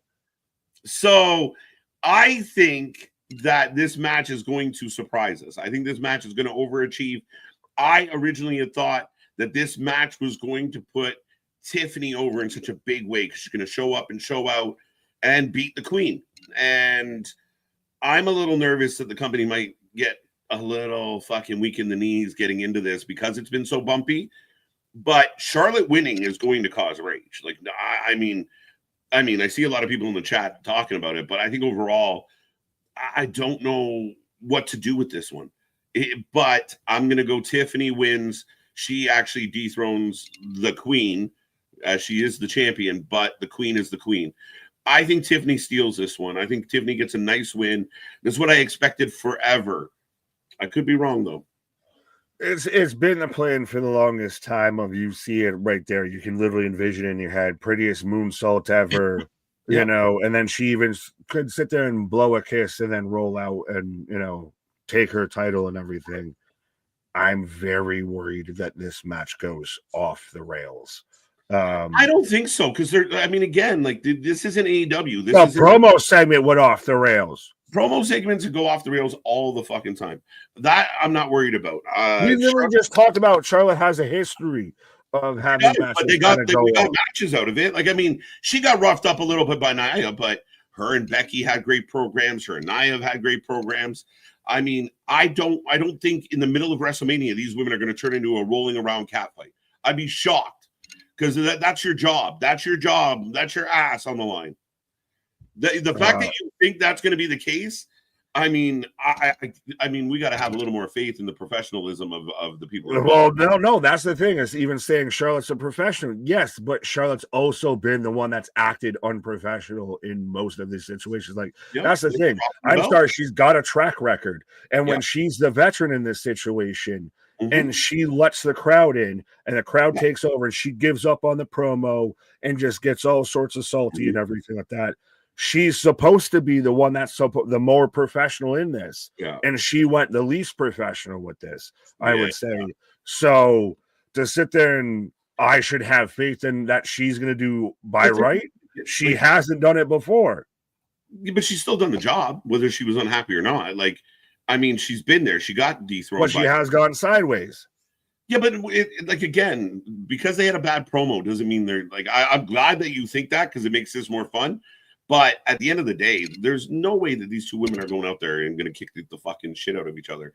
Physically, actually get like this will be fine. It will be a wrestling match. The actual backstage hatred makes the match more interesting. I mean, does that almost play into it? I'd lean hard.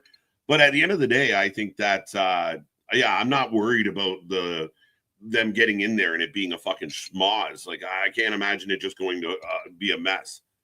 That's the only, though, I think that whole promo package or the promo back and forth on SmackDown has been the big thing that's finally gotten people talking about this match because leading into this, like I said, I was not super excited going into this. And we knew that this was kind of the match that was going to happen that was written in stone. Typical wrestling fans, typical WWE fans.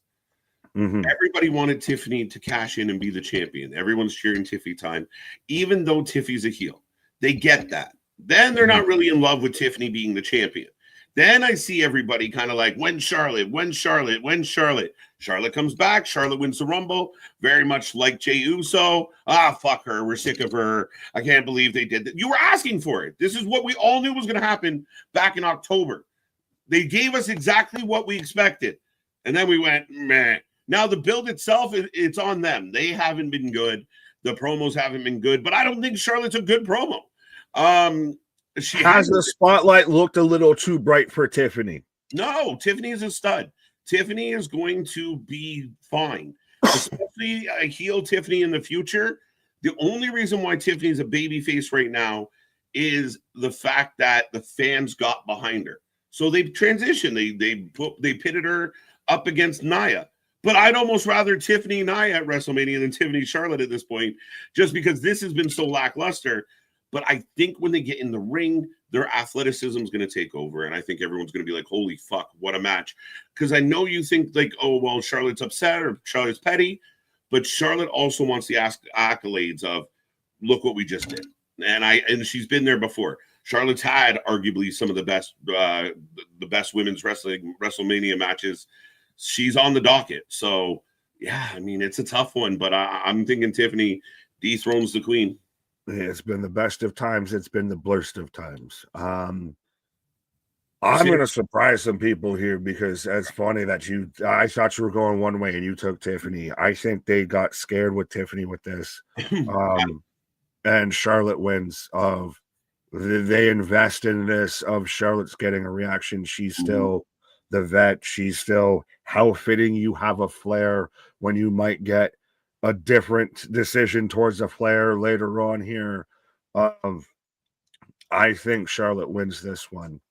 And I think I'm the biggest Tiffany advocate. I'm the biggest Tiffany supporter. I haven't been the biggest fan of her title run with this. I think it's just gotten clunky, whether it hasn't meshed well with her and Charlotte, what have you. It's kind of thrown me off with it. But Tiffany's got enough time she can recover all of that. Which is fine. I think Charlotte gets the win, and we get Charlotte with a run as the belt, run as the champion with the belt.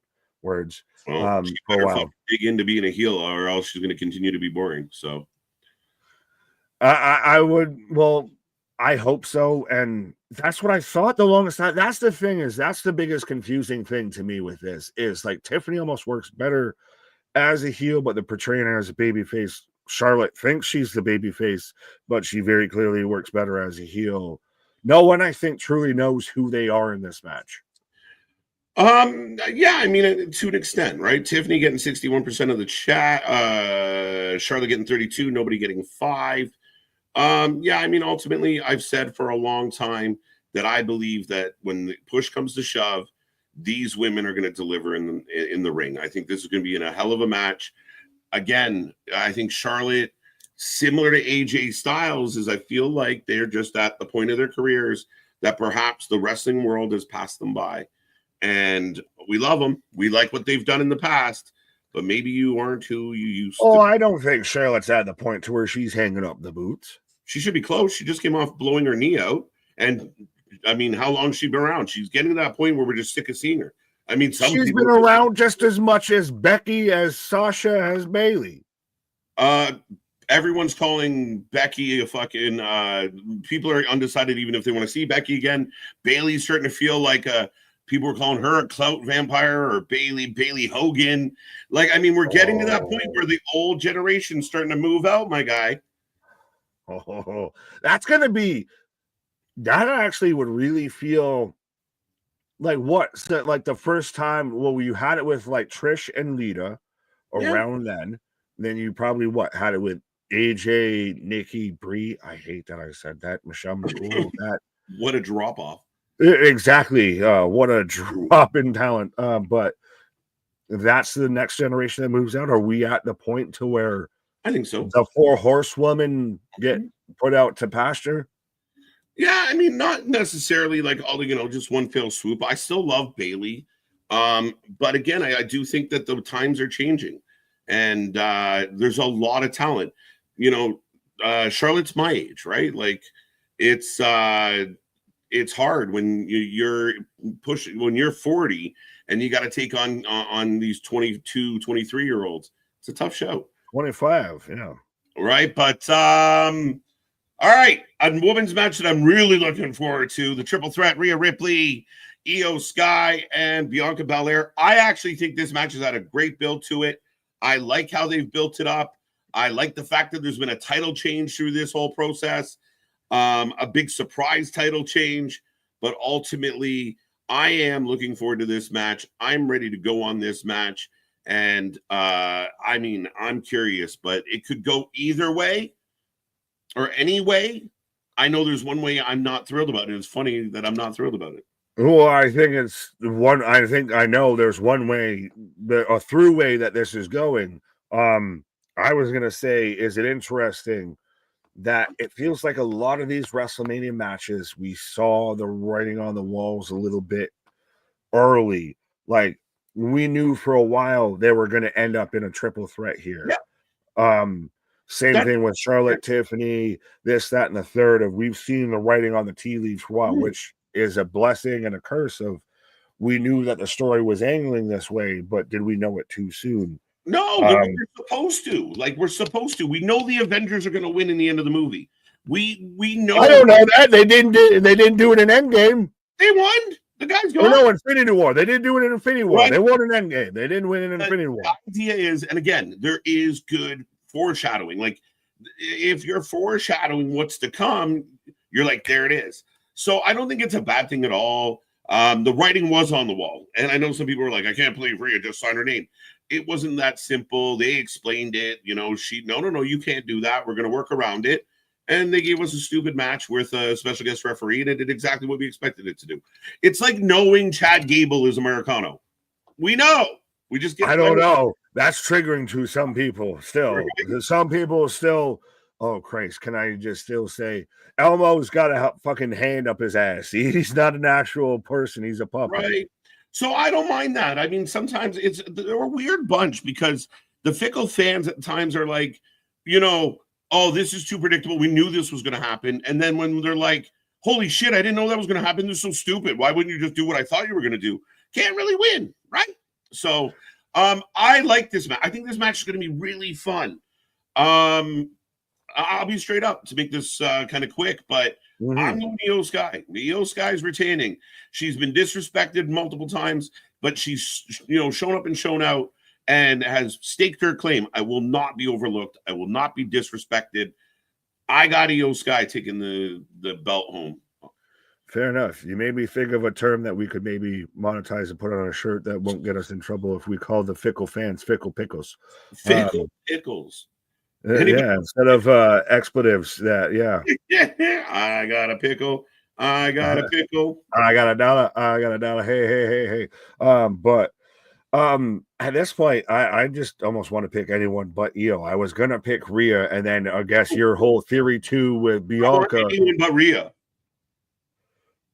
Well, Rhea just feels like the tried and true, like this is rock. This is the baseline here of we just hit the reset button on all of this. Yeah. Because I almost want to pick Bianca because A, it's been a while since she's actually been a singles champion. B, it screws over your whole theory, I feel, with her getting involved with Naomi and Jade and all of that. And I do really like she's very much gone back and established herself. So she's always been one of them, like the top talent in this women's division, on par with Rhea. Like, respectfully, Rhea versus Bianca, I feel, is the WrestleMania match here. No. Io is here because, and I'm not saying she's not talented and everything like that, but I feel like she's here to be the cog, the go-between, the pinfall. Oh, you think Io's just the pin? No, I mean, I don't think that at all. I would be okay with Belair winning, though I don't see it. Rhea, I really don't want Rhea to win because I feel like Rhea starts falling in the Charlotte category of like, here you go, have your belt back. I want something exciting. I mean, I'd take Io Bianca straight up. I'd take Io Rhea straight up. I think we got to put a little more respect on Io's name. I think she dominated NXT. I think Triple H loves booking her. I think she's over. She's even a little cheeky nowadays. I'm all for Io Sky winning this one. And kind of having her feel like the afterthought. I think it hurts her long term. I'd like to see Io get this W. Does a potential Kyrie return, even say perhaps a potential Asuka return, help strengthen Io's chances? Do we get, Kabuki Warriors, Damage Control, Reunite, all of that? Maybe to an extent. I mean, again, triple threat, no DQ. We're open to possibilities here. Maybe Bianca helps Naomi night 1 and Naomi helps Bianca night 2. God damn you. That's why I was not going to try and give you a leeway of like, I got to stand fast on, Io is losing because if I give you an opening of like, well, what about Bianca? Just you're gonna go right into the Naomi thing. It all becomes like, so Naomi gets a belt, or Naomi gets a win, Bianca gets a belt, all is right with the world, maybe. But you traded a tag belt so Bianca could get a world title shot or world title match that she would have gotten even if we were tag title holders. I don't know about that, my guy. You might have to rephrase. What? Because you're saying of that Bianca and Naomi them being paired together and everything like that. Yeah, which they then lost the tag titles that they held together. Yes. And everything. All they did, they worked together. They cohabitated. They pulled all of this grand scheme so they could essentially then lose the tag belts, and Naomi just gets a win over Jade, and Bianca gets the world title. That's their big scheme together. Naomi is just helping Bianca at that point. Naomi has nothing to gain there. If they both were sick of Jade's shit, I mean, there is a way to get there. But again, I mean, I think if Bianca wins, I'm okay. If Io wins, I'm really happy. If Rhea wins, I'm not disappointed. I'm just not thrilled. I'm not mad. I'm just disappointed. No, don't do it. I think Bianca. I can say very much that I could see Bianca Belair wins and Naomi wins, and they are independent of each other. They are not connected. That's fair. And that's valid. They might not even be on the same show come the draft, but facts. They might not even be on the same show, or they could be even on the same show come WrestleMania.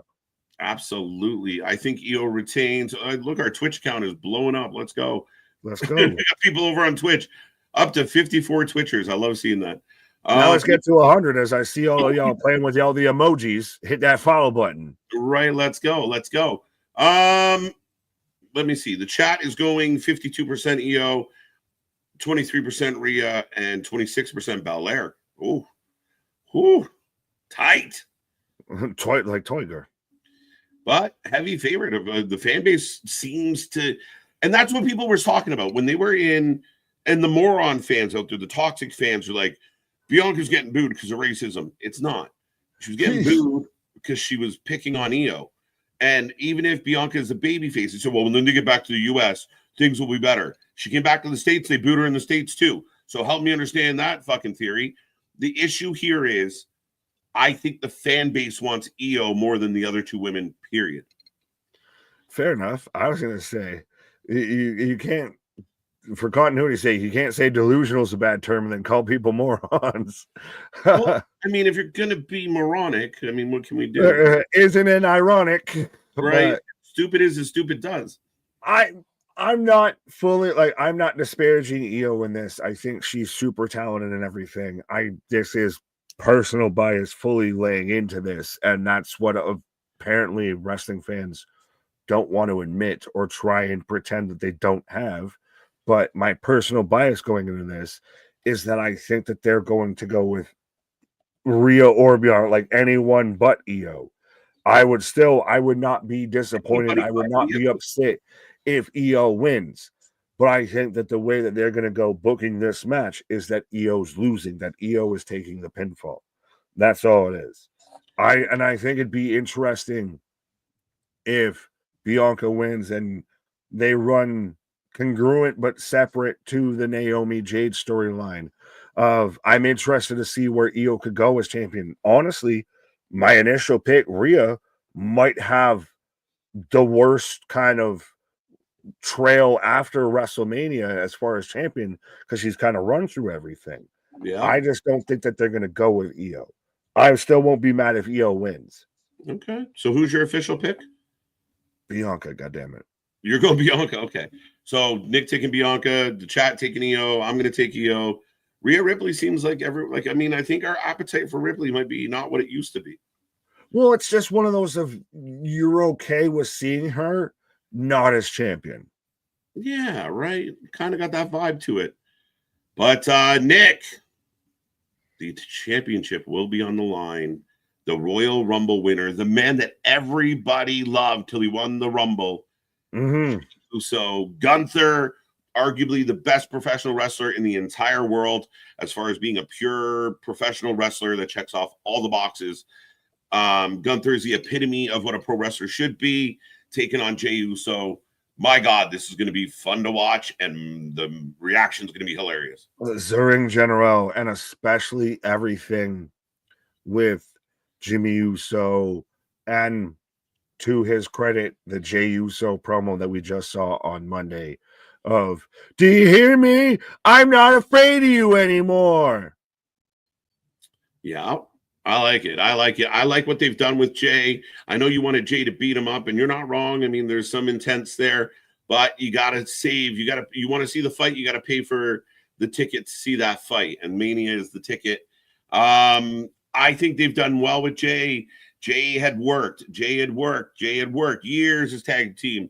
He went through all that bloodline stuff. He took beatings from Roman, became main event Jey, got himself over, quit the family, quit the company. You know, Cody Rhodes had to bring him back. He comes back, they get drunk, they start eating, and the rest is history. All of a sudden, again, it is super cool for certain people to shit on everything that's popular. Just like every band that gets big, it sucks, but somehow they got big. I don't get it. But nonetheless, the point is this. Jey Uso is over as shit. Jey Uso shakes the building. Jey Uso is going to have his WrestleMania moment, and I think it's perfect. Absolutely. I was about to ask this, should we do yeet or no yeet? No yeet. Like that. But yeah, no, absolutely. Yeah, I sat there and shout out Cameron Hawkins, I believe his name is Seahawk. I follow on Twitter and everything. He had a whole article out talking to Jey Uso and everything. He sat there and admits, I'm a room shaker now at this point. Yeah. He's sat there and been on interviews before of, yeah, I may not be this, I may not be that, but I am the guy right now. I am the one that, people gravitate towards and everything.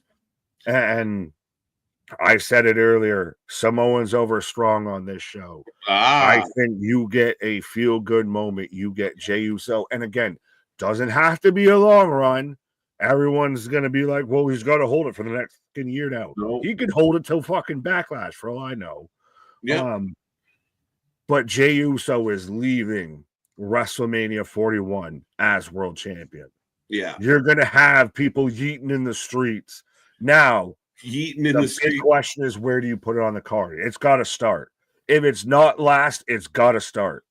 It's not going to be last. I mean, I'm really curious, and I'm partly leaning on. So last year at WrestleMania 40, the world title, like the Damian match, it actually took place. It was the first match of night 2.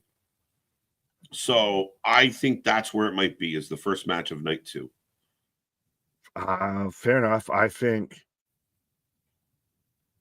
first match night 1, and I think we kind of know the main event of night 1. And do we have an interaction between Roman Reigns and Jey Uso after Jey Uso's won the world title? That'd be interesting. Now, I know you said you think, but yeah, no, it's night 1. It's announced, like WrestleMania Saturday is the triple threat. Just so to clarify that. Clarification. That'd be very interesting if like Jey opens the show and then they close Roman it like closes it in the same ring. Very interesting. My only hesitation with opening either night with this is if it's a big moment, are you doing it too early, or is that like, okay, we're getting the ball rolling on a great foot? You do it, you kick out, you have a great kickoff. You start the show off great, because when do you do it? In the middle of the show? Well, part of me thought maybe they do it on Sunday right before the other title, because if John Cena goes over Cody and we kind of leave on this like kind of moment, or like this, I mean, at least we had the good moment. Is that too powerful to put those two together? Maybe. Again, we also got to keep in mind, like the women's titles matches are going to have a prominent place. Like I could see the triple threat we just talked about opening night 1. Yeah, they eat the sheets with opening night 1 with this, but I think that's your way, your big huge kickoff of it feels like, goddamn it, it's WrestleMania season now. Jey Uso just became world heavyweight champion over Gunther. Strap the fuck on and strap the fuck in. Yeah, go tell your friends things are going down. Exactly. Great. We do this at the beginning of every stream. So, goddamn it, why wouldn't they do it too? Right. I could see that. I could definitely see that. I mean, that's not a bad shout at all. My God. But yeah, okay. I'm going Jay. You're going Jay. Gunther. We're all eating. I think Gunther might get shuffled around. And I would like to see Gunther actually go after other titles. So we'll see what happens with this whole weekend, because there's a lot to figure out. But again, you said it best. It might not be a long run, but it's definitely going to be a moment. And 71% of the chat taking Jay. Gunther getting 25, nobody going 4. So again, a lot of people are reading the tea leaves on this one. And again, just because it's predictable doesn't mean it's bad, folks. They lead you down a path, right? And even then, how many times has it felt really predictable and it's not? So that's the thing. I could have 99.9% confidence going in that match, and they can still take that 0.1% and just spin it on its head. I think it opens night 1. Yeah. I mean, again, it makes sense. It would be a huge moment to open night 1 with. Again, I'm kind of torn. The women's triple threat opens night 2. That's a valid one, Richard. I agree with that. I really don't know, because I feel like the matches are in such that, I mean, I wouldn't open any of the shows with Damian or Damian or Priest. I don't think those should open. No. You kind of want to open with a bang. So, yeah, I mean, night 1, Jay opens. I could see it happening. I've said it for the longest time. It's part of the laws of wrestling. Of if you're not closing the show, you open the show, because you get the virgin audience. I guess that's awkward that you have yeet in the sheets as I say that. But but that you very much, you get that this is the first bit of wrestling that the crowd's seen, so they're going to react to everything because they have an open a cleansed palate. Right. And our new friend Slide Way, that's a perfect point. I think that's, I mean, if you open, you have all those people sitting on edge, you have a packed stadium, and that music hits and Jay comes out through the crowd. That's the first thing we get at WrestleMania. We're off and running on a good note. Exactly. We literally, like I said, we start every stream off with it with strap on and strap in, and yeet on and yeet in. Pause. No, don't do that. Use protection, folks. Right. Now we're getting down to the last couple here, Nick, as we've gone very long here tonight. We've gone long-winded, yes. But and we got a few more things to talk about. But this one has been compelling. I know our buddy Anthony here isn't here tonight, and we're thinking about him. I really wanted to debate this with Anthony because he has been public about not liking the story. To me, people are getting fixated on the favor, the way they got fixated on the bracelet. The bracelet was symbolic. Yep. The favors are kind of part of the story, but it's not built around it. This story has been built around hatred between all three. There's a long-standing history with Roman and Seth. There's a long-standing history with CM Punk and Roman. Again, instead of this just being straight up a fight, Paul Heyman and the favors just add a caveat to a very intriguing build for me. My only beef is Roman should have been present more often. Now, Roman has been announced for Monday Night Raw, so that's good news, but that's the only thing that's kind of hurt any of the builds for me. Even Cena's build, it's too in and out. So I like this. I'm waiting for it. If you told me I was going to see CM Punk main event night 1 of WrestleMania, finally, thank God for that, but he's going to take on Roman and Seth, I'd be like, holy shit, that's a match of all matches. There's no we're now in the era of 2-night WrestleManias and everything. This feels 100% a match that fully qualifies as a night 1 main event, especially everything that we've seen, all the players involved.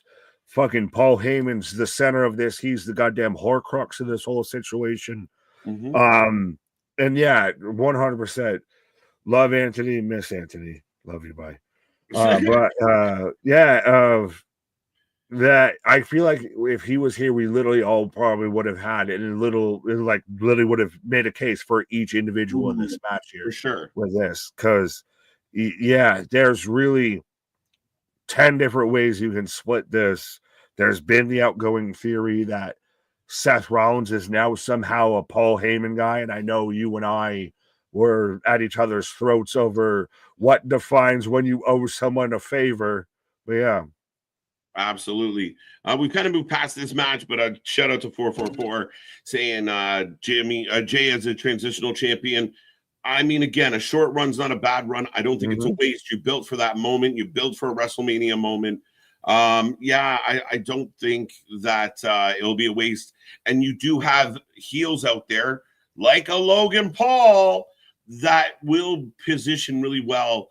I don't think Jay's going to turn around and lose it at Backlash, but I could see him lose it at SummerSlam, which I'm fine with. You're going to have what is it? 45, 50, 60, what? Yeah. I don't know how many at WrestleMania 41 in Allegiant Stadium. They're all out there with the big visual of Jey Uso yeeting as he's world champion with the WrestleMania sign in the background.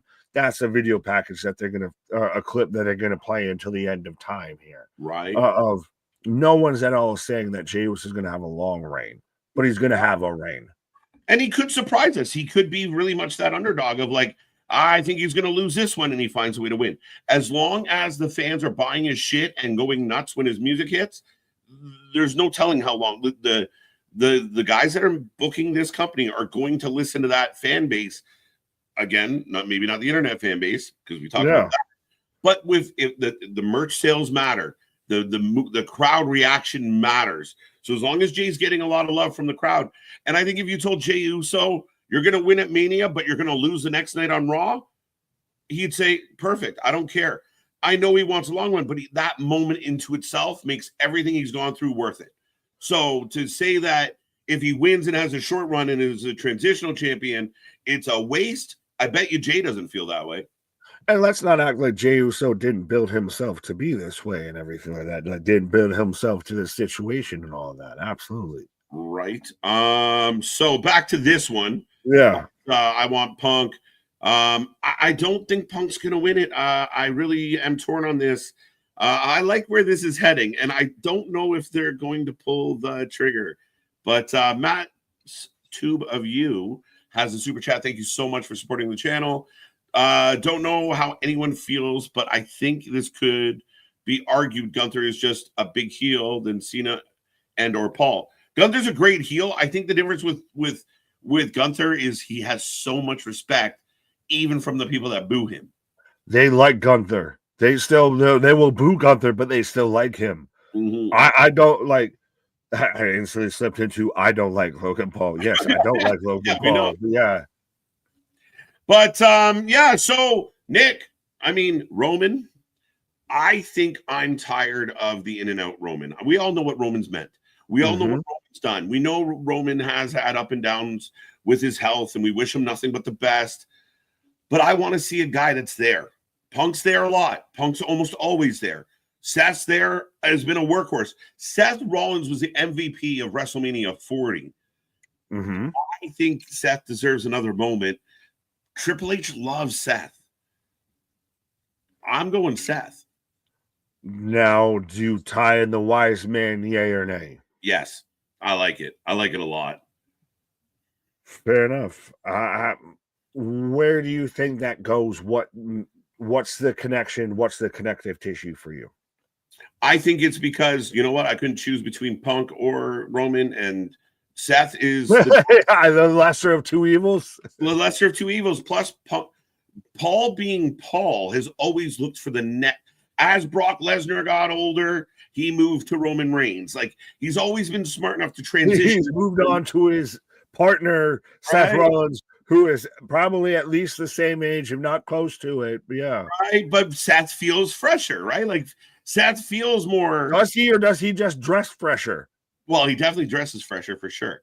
The only man I know that can look like every item in your fucking house all at the same time. It's amazing. Looks like a walking department store. Yeah. But I think there's here where, and again, that whole I could have put you out, but I didn't. Now you owe me. I don't know what this is going to play out. I would love if there was like people have said, like, what if this match happens and Brock Lesnar shows up to avenge everybody? We're like, that's not happening. But I think that the argument against Seth is, well, Seth doesn't need Paul. Technically, Punk doesn't need Paul. Roman doesn't need Paul. But it's the best. I think if Paul came out as a heel Paul Heyman with a heel Seth, it's such a strong move. And now you still have Punk Seth in the future, and then Roman goes sits at home for a while. Roman takes some time off. But we don't know if Roman's going to take some time off. I think this match fully solidifies things, especially, I said, now that we're in the 2-night WrestleMania area. That era is what I was trying to say, but area works too. That this fits the main event for night 1, and because anybody could win this, but I'm very much going Roman Reigns. Roman's third on my chart. Really? Seth's third on mine. Really? I go Roman, Punk, Seth. Okay. Why Roman? What do you do with Roman coming out of Mania? I think he goes towards the world title. I think we go back towards that. I think we go towards. Why not? Why not use one of your biggest guys that is probably not long left for WrestleMania wrestling? Were we not begging for that story to come to end after 2 years of that? Do you want to go back at it? It depends on what story. Like, think about. We're gonna get there of who he might be going at instead of I think who you think he might be going at. Yeah, but Roman, even the other option doesn't work right for me, brother. I don't know. Shit. I mean, we could go all the way till, or maybe what about Dwayne? Because that's the thing. This ain't a title. We haven't touched Dwayne yet. Yeah, that's true. Yeah, I think moving forward story-wise for this company, Roman is the weakest decision. I think Seth or CM Punk are way more interesting, and we know we're only going to get Roman once a month, like at best, and that's we don't know that. That's been he wasn't there week in and week out for a hot minute, especially when the Bloodline storyline was kicking off and can go. Not really full ramp. No, we had Paul Heyman advocating on his behalf. We have him missing. Like, he lost the belt at Mania last year, and he was gone for what? How long? He was out forever. You're not my tribal chief, right? And that's part of this story is when the Bloodline. Heyman's the biggest story part of this story. Yeah, it makes it exciting and adds a caveat to it. And when you had Heyman getting beat up and brutalized and tortured by the Bloodline 2.0, Roman didn't help him. Punk didn't help him. And the only person that seemed to really be mad about all of it was Seth. Seth has been, whether it's Sammy, Jey Uso, Cody Rhodes, Seth has been the guy that's been steadfast. He's the only guy that hasn't flipped and flopped. Flippy floppy, Jesus. Ironic. Has this been one of the better, if not one of the best, builds into this WrestleMania? Been around this. I've heard a lot of fans say I don't like the build, but I like it. I mean, it's 3 of the biggest names in the history of pro wrestling. So to me, we're just acting like spoiled brats when we're like, oh, I can't believe they're doing like this is amazing. Like, if this was a different time, if we could shut up the internet, this is amazing. And the people in the building can't wait to see it. I can't wait to see it. Like I said, 3 of the biggest names of all time are about to have a match. I can't understand why that's an issue. Out of like the potential 14, 15, 16, 17, what have you, 2-night main matches that I've seen proposed, this is number 2 on my list of matches I want to see. Good. I'm up there with you. I really think this match is going to cook. It's going to be a story upon story. There'll be moments where we think Paul's going to do it, but he doesn't. Then he might. There'll be other, like, we're so focused on Paul right now. This is what I find very interesting about the 2 Pauls that are in charge of this moment. Paul Levesque and Paul Heyman. I think everyone's looking one way, and we're not thinking backdoor. We're not thinking big picture of what else could be happening. And that's what I think is really cool about this. So I know we're kind of rolling with this, but somewhere in Mania on the 2 nights, there are going to be surprises. So I expect this match to surprise us. Oh, absolutely. I just don't want any surprises in my back door. I'm just going to let that be known. But yeah, no, I think 100%. And I think this WrestleMania has the best chance to sleeper surprise us with stuff because the people who don't like the build to this think it's because it's too predictable and everything like that. Nothing super top caliber or what have you. So I think this is where, all right, you've doubted us, so now we get to sneak in and we get to surprise you. Yeah, I agree with Sly here. I mean, Punk being in the match, like so when like Punk started fighting Seth on SmackDown, I was like, don't do it, don't do it. You don't blow a hammy, don't pull it, like knock on wood. Don't do anything physical for 7 days. You just fucking RoboCop to the ring. Don't move anything. Don't pull a hammy. Nothing. No physical activity. Put CM Punk in a fucking bubble for a week. Boy. Roll him out. His entrance, he comes out in the big bubble like Bubble Boy. And then you burst the bubble and he pops out and, well, we got it. We finally got it.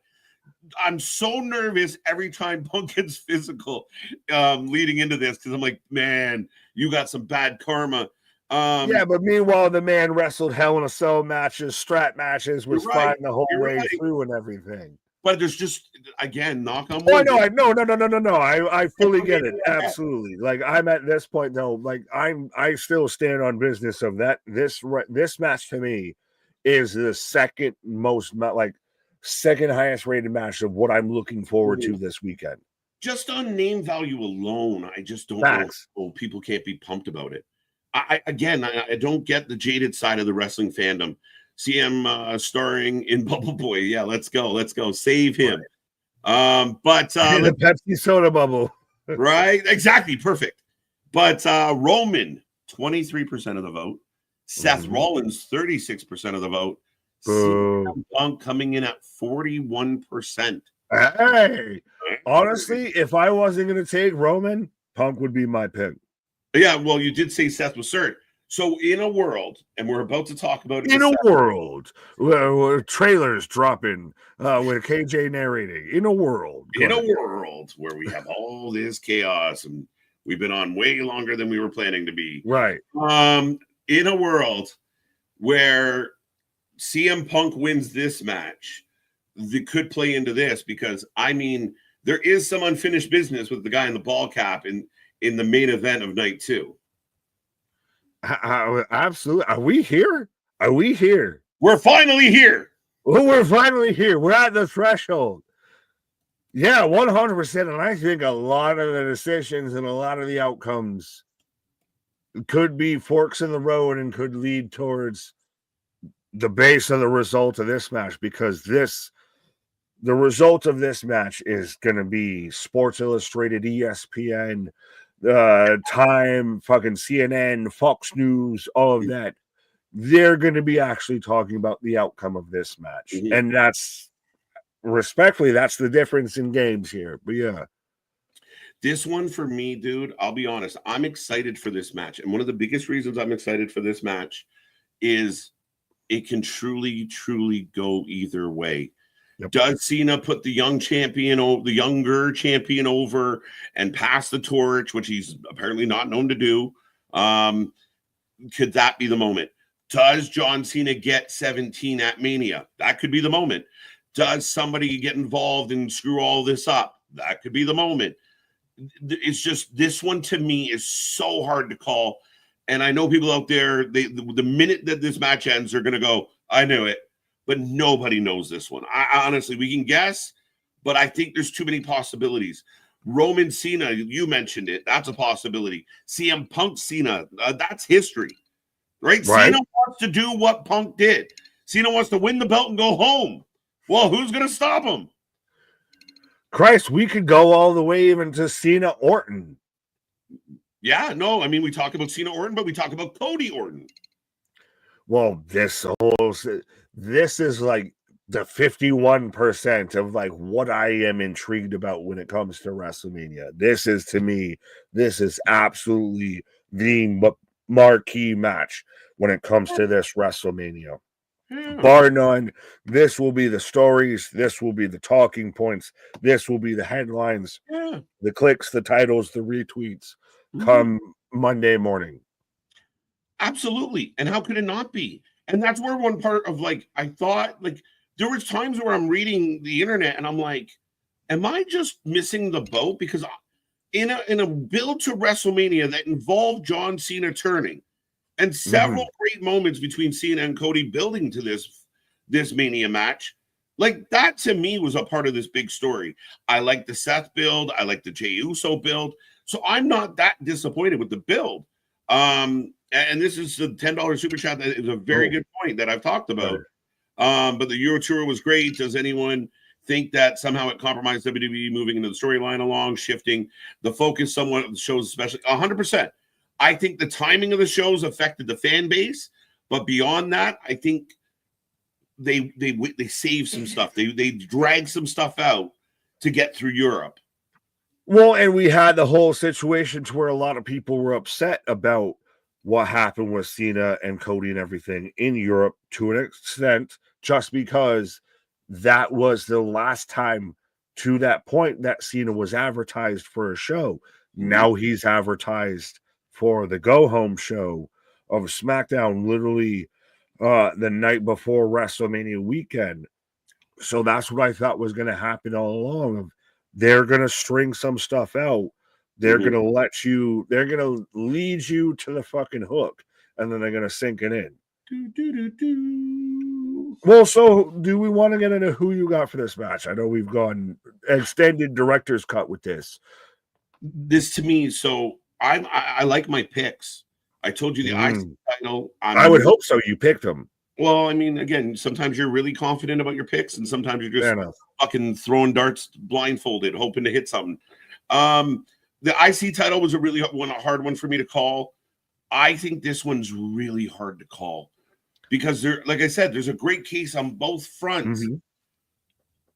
I think the bigger fucking noise, WrestleMania 41, at the end of the night, John Cena standing over Cody Rhodes, maybe with The Rock beside him and Travis Scott. John Cena wins the title. Yeah.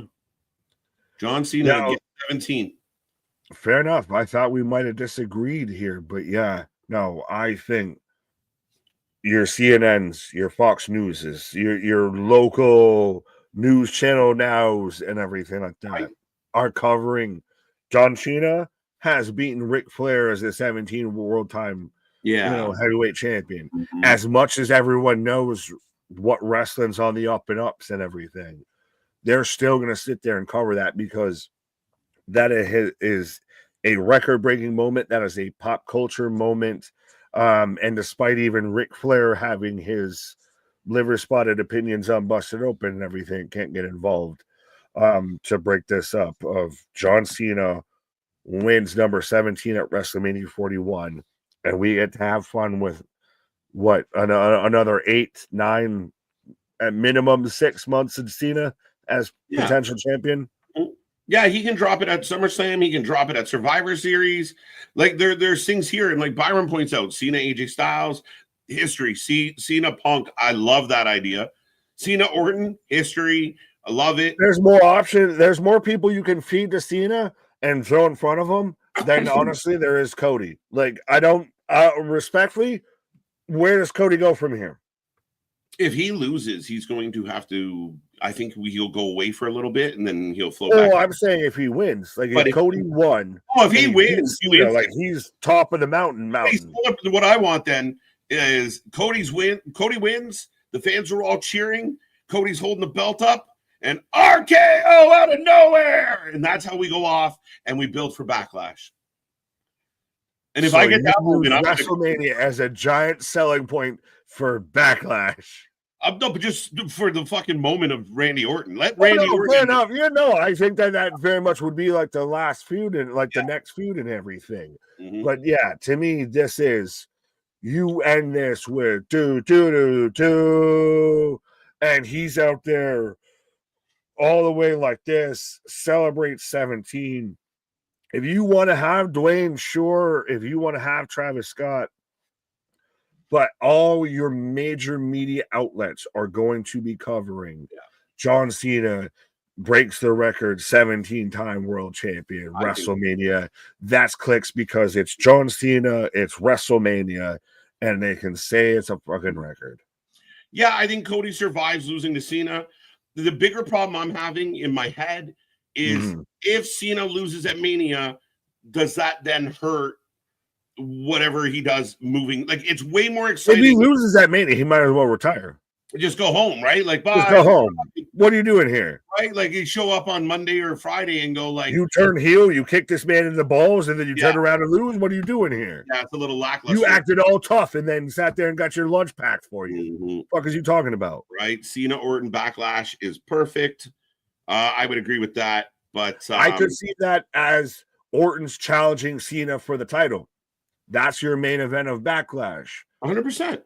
Yeah. That's the thing is now I think you get your way into that the Cena retirement tour of everybody's trying to take a shot at the God now, and everybody falls up short.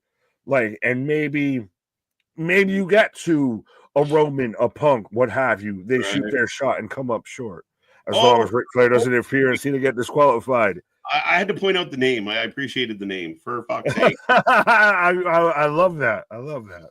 I mean, again, the idea that Ric Flair gets involved is highly unlikely. The other one was Cena loses, The Rock replaces him with McIntyre. Bit of a reach.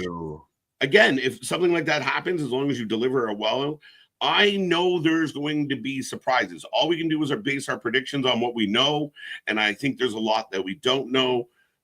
But for my money right now, it just feels more viable to business that they continue to move forward. But yeah, I don't know what to do. Savage disagree. Why would Cena defend his title when he just wants to leave with the title? That's a good point. Again, but does Randy? You're a contracted superstar, right? Randy shows up at his house. Let's go. Well, that's the whole. You were halfway hinting at it of somebody mentioned about like the Rock connection versus Triple H. Of now you get that power struggle of who has booking control. Well, that'd be nice, John, but it says here, like, could you get that promo, that back and forth of Dwayne tries to pull his final boss status and Hunter says, or Aldis, whoever says, well, unfortunately, John, it says you will defend this in every pay-per-view as part of the contract that you didn't read, what have you. Like, if Cena's going to win it, you've got to make him defend it. You've got to still have the retirement tour happen. He doesn't win it and just fuck off. No, again, that's part of, like, he says he's going to do it, and that's where somebody like a Cena, a Punk or a Randy could show up. But ladies and gentlemen, that is WrestleMania. That is what we know so far. There was a section here where we were going to talk about the matches they haven't announced yet, but we're not going to do that anymore. Wait a minute. My God. But ladies and gentlemen, it's going to be a packed WrestleMania. I will remind everybody, that is our schedule next week. It is psychotic. It is crazy. It is us. We watch more live wrestling than anybody else out there. We appreciate you watching our preview show tonight. Come back tomorrow for SmackDown, as it will be live for 3 hours as we head into the last weekend before Mania. And again, we're here for all your stuff. Make sure you like, share, subscribe. And don't forget, our Mania Marathon starts Saturday, noon. We're here all day long. Stand and Deliver kicks it off. We don't go home. We hang out with y'all. We might take a little break or two, but we're going to be here all day. I think we're going to do some sing-along with Anthony. We're going to do some Guess the Wrestler. We're going to give you guys a chance to win some prizes out there, and we're going to have a whole lot of fun. We appreciate everyone hanging around. We might as well have done a whole show tonight, but I love it. There was so much to unfold, and I know people have been kind of critical of the build, but clearly there's a lot going on here, Nick. Absolutely. I'm going to say this as fast as I can. Our shit is real. Our shit is raw. Our shit is authentic. When you talking about that rest, you're able to put that forward live with it. Ladies and gentlemen, make sure you join the WFU. Make a friend today. Be positive. Be nice. Shed some love. And make sure you see each other on the flip side. Good night.